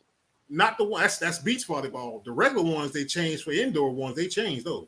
They in boy shorts. They basically in boy shorts. Well, yeah, but I'm just saying that thing is like, why? I mean, yeah, we got a sexy up shit that is just what it is. Like, why? Because if they look like dudes out there doing it, we are just going to watch the dudes. If we're gonna watch people who look like dudes play a sport, I might as well just watch the dudes. They will actually dunk on each other. I'm gonna tell you some wild. I'm gonna tell you the wild thing. Being a sports fan, I will openly admit that I started watching women's sports because I found out that a woman that I found attractive was playing the sport, and I went to go watch her do it, and I was like, "Holy smoke!" Like, not only does she look good, but she can play. You know what I'm saying? And they're like, and there's other girls on her team that look good too, and they can play too. Like, yo, this is wild. Like, I didn't know it was going down like this. You know what I'm saying? And after that, it led me down a rabbit hole, and I was just like, all right, I'm getting ready to. I'm about to see what's cracking. I obviously been missing something. You know what I'm saying? Right. And then that led me down to all the other shit, the volleyball and the skating, the roller derby shit, and all of that. Like, I'm like, yo, they get busy. You know they get busy out here. They get busy. But wait a minute, though, dog. You played sports too. You ain't never dated a girl that played sports in high school? I didn't start playing organized sports till high school. Okay, so but that, you never. I'm still in the streets, bro. I just happened to realize that I can play this shit. So let's go. No, man, please. But I didn't even hang out with athletes until like my junior and senior year. So like, at that point, I started kicking it with girls that was. But by that point, I had already had that experience. So like, I'm already, you know what I mean? Bruh, no, I had that experience in high school, dog.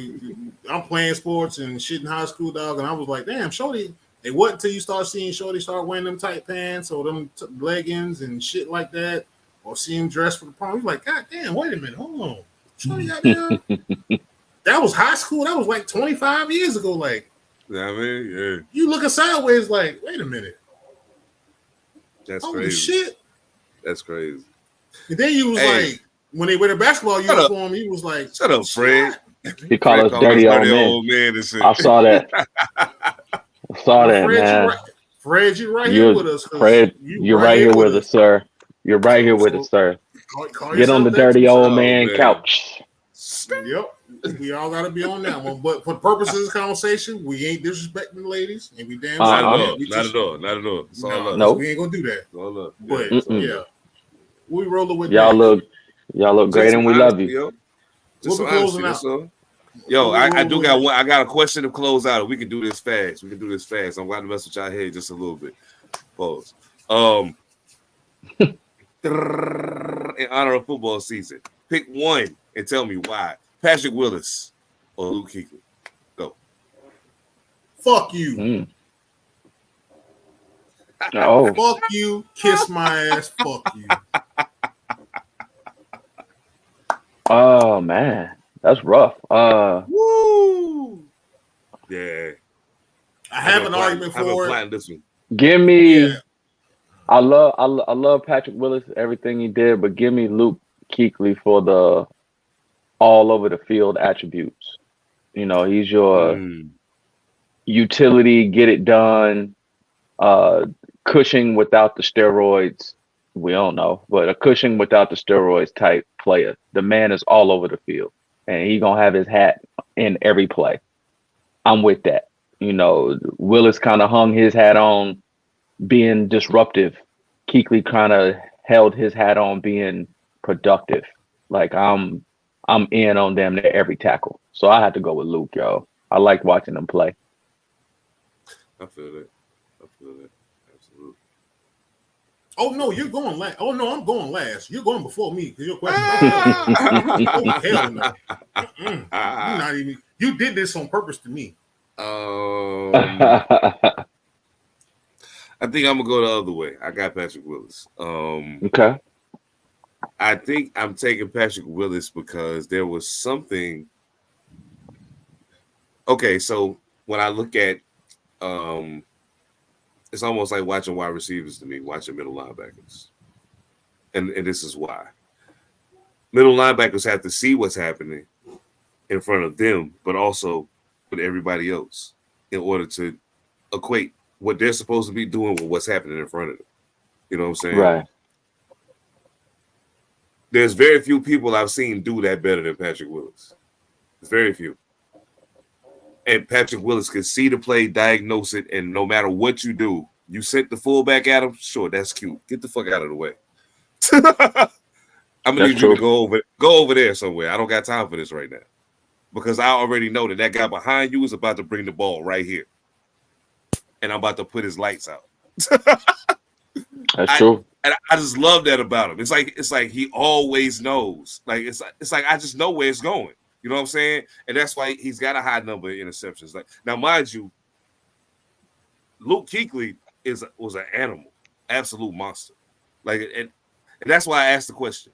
Because the thing about him that stood out the most to me that blew my mind was I can't believe this white boy is this fast. Mm-hmm. What in the world is happening right now? And all over the field. All over the field. Crazy. I can't believe this white boy is fast. This is crazy. But yeah. But overall, if I had to say I'm going to build my defense right now, and these are the two middle linebackers I have to choose from to be the starter, I'm going to start Patrick Willis. Yeah. Okay, Phantom. What say ye? You know, he knew this was going to piss me off. First and foremost, I'm a troublemaker. He about to pick Sam Mills. Watch. He gonna be like neither.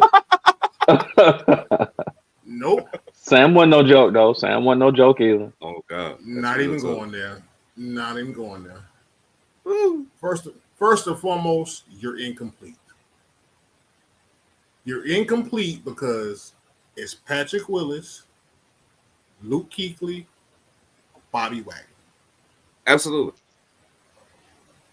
Those are the three middle linebackers of this generation. Please. You ain't gonna put Ray Lewis in there? No. He kind of pre though. Okay, so you putting them a generation before them. Exactly, bro. This dude, I'm pointing at what that dude, that fucking Panther dude. He knew what he was doing because he knew me. Because he knew he did this because he knew I could break this shit down. That's why he did this shit to me. I'm a Luke guy. I'm a Willis guy. I'm a Wagner guy. Because what you're really asking me is, what I'm really picking is not the three stars. I'm picking their counterparts. So you're really doing Willis, Navarro Bowman, Bobby Wagner, KJ Wright, Luke Kuechly, Thomas Davis. Mm-hmm. That's what you're really asking. Mm. Those are the three greatest linebacker cores of the 2010s. Oh yeah, please believe. You're doing that. Please believe that. Please believe that. Yes. That's what you're doing to me. That's why I say you're fucking with me on this one. That's why I got animated. So you jump in the gun because Wagner was gonna be next time, but go ahead. No, Wagner came behind. Wagner and Kuechly are in the same. They're only a year apart. Oh, I know. But see, whoever went between Kuechly and Willis was gonna be against Wagner the next time. No, because Willis and Bowman was with TD and Luke. So for purposes of this conversation, and you forget about Dan Morgan, by the way, because Dan Morgan was a white boy out of UM who could fly. So just for the record, just for the purpose. If you're gonna throw Thomas Davis in there, I'm taking Luke Kuechly all day. Yeah, I'm not throwing that in there. Thomas Yeah, Davis, I got love. to. Thomas Davis is not Luke. He was popping top. Thomas Davis is different, yeah. Coming out of Yeah, Georgia, yeah, he was that. But He was for popping purposes of top. for purposes of this conversation, Patrick Willis said Luke Kuechly. Which one you going with? I have to go with Luke. Mm. And I'm not biased about it, but I have to go with Luke because What you basing it on? resume, expectations, awards, and Luke might actually get in the Hall of Fame with the span of Sayers and Megatron-ish. I could see that. Because the years of dominance is like I could see that. You were only taking the three names I just said: Willis, Wagner, and Luke. I'll give it to him on sustained excellence. Like just And sustained then excellence. Luke retired early, but then you're Mhm. talking about dissecting plays and calling them out. No. Luke did that better than Willis. He was everywhere, yo. Luke everywhere. literally said on camera, and players have said, I can't stand playing that motherfucker because he's gonna tell you what the fuck we running, how the fuck we running. And it was just like he was maniacal. And he's gonna put a hat on it. His greatest attribute was the reason why he had to retire. Because I'll give him an advantage over Patrick Willis in the diagnosis of the passing game for sure. I'll give him that was the great every top 100 Luke Kuechly was ever in. Think about this. He played 8 years, roughly 9 years, but okay, he got injured. Every top 100 you ever heard Luke Kuechly talked about was can't stand playing him because he gonna know everything the fuck we're running, and we can't stand that shit. B Wags, think about that. B Wags, to Fred's point, he has been the constant. Before when the Legion Boom wasn't that, between that, going to LA. So I'm like, you're incomplete, but I'm going Luke. But I'm like, kiss my ass because you knew damn well you gonna piss me off that shit. Because you know I know linebackers. Oh, you know damn well. No doubt. I know that shit. Oh well, shit. Now that you done blew up the whole Bobby Wagner scenario, you really ain't gonna like the next one. You really ain't gonna like the next one. Just wait. Oh man, yo, hey, Fred. Who else was here earlier? We had Fred here.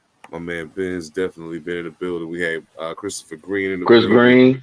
Chris Green in the building, of course, and we had Phantom's big brother Malcolm in the building. Tony Mullins was in the building.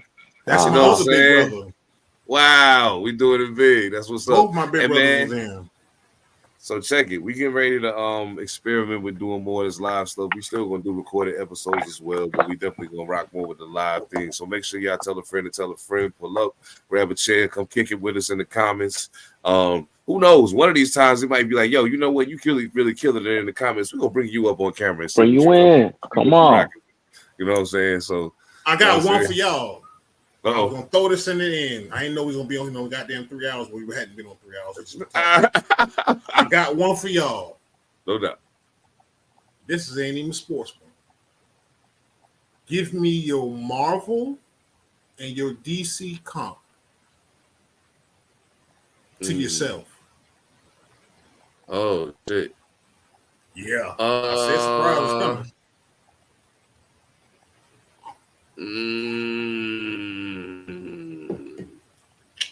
That's a good fucking question. You fuck with me, I fuck with you.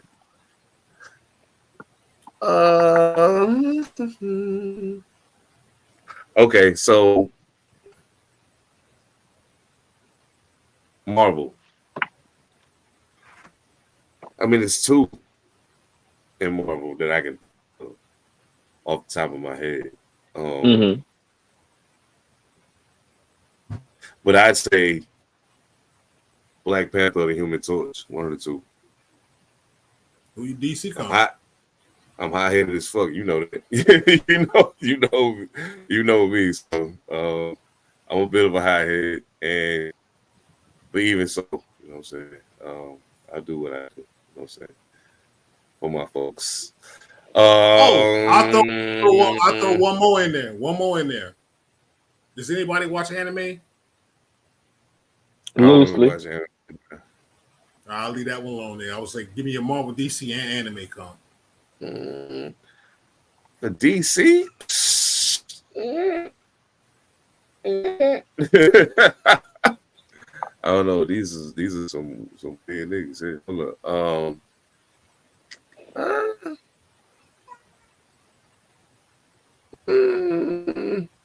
And hold up, who is Luke Cage DC or Marvel? In Marvel. He's a Marvel, He's a Marvel character. Okay, never mind. All right, never mind. All right, so give me Green Lantern and damn, yo, this DC shit hard. Black Lightning. Black Lightning? Yeah. I believe that's okay. Well, I'll let you ride down. Yeah, what you got? I'm gonna go with Victor Von Doom. Was my favorite Marvel character. I said your comp. That's your favorite. I said your comp to yourself. My comp. What you mean? Yeah, your comp to yourself. Your comparison to yourself. If the characters to yourself, It would be Marvel. Victor Von Doom. He's the second smartest person in the Marvel universe. He's also one of the most diabolical people in the Marvel universe. I had to go with Dr. Doom. Dr. Doom is that dude. On the DC side, I would say Batman because he's an anti-hero. So do good. You call yourself Batman and Dr. Doom. Batman and Dr. Doom. Yeah, that's what I'm going with. That's what I'm going with. I'll go. Your loose anime one would be who then? Probably. Damn, that's a good one. That was difficult. That was just anime side is difficult. I don't know. I had to think about that one because I got a lot of good characters that I like and associated with on the anime side. Come back to me on that one. I'll have one for you after you say yours. Oh, my all right. Well, mine is DC would be Bane is what I've been called. So Bane.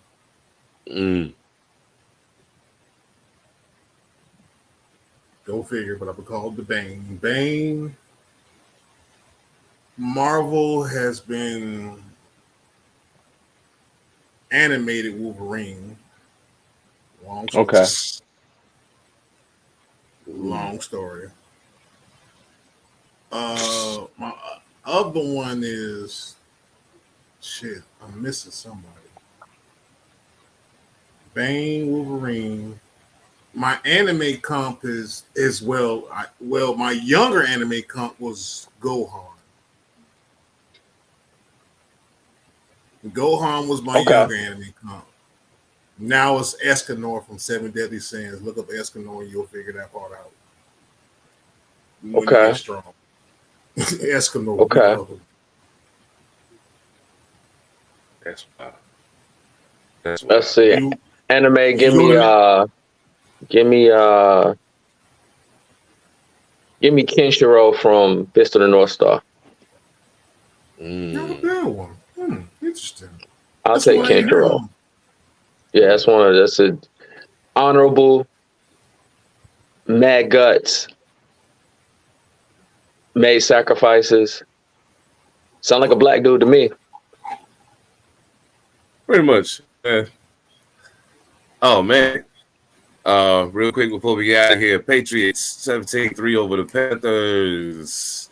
Oh man. Not surprised by that one at all. I mean it's the preseason. It is what it is. The That was Giants and the Thursday, Lions. The Giants 14-3 over the Lions.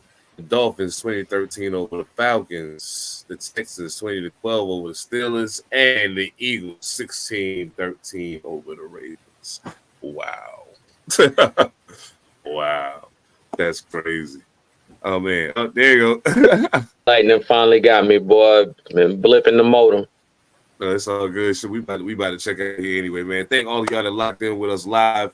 We coming back to it. We coming back Appreciate to it. Just y'all. stay tapped in with us on socials. We make sure we get y'all tapped in so y'all know when everything coming. All Purpose Podcast on behalf of Phantom Almighty. I am Seven the Panther. Salute the Pretty Kings. Echo Limitless. The whole rest of the Panther Politics Thank Network. you, Y'all already everybody. know what it is. Subscribe, We love y'all. like, share. Hey, man. Thank you, everybody. Thank We y'all. appreciate the fuck out y'all. No You hear doubt. that? You hear that emergency warning going off right now? That's Yes, the perfect indeed. way to end the podcast right there. You heard? All Purpose, y'all. One. Peace. All of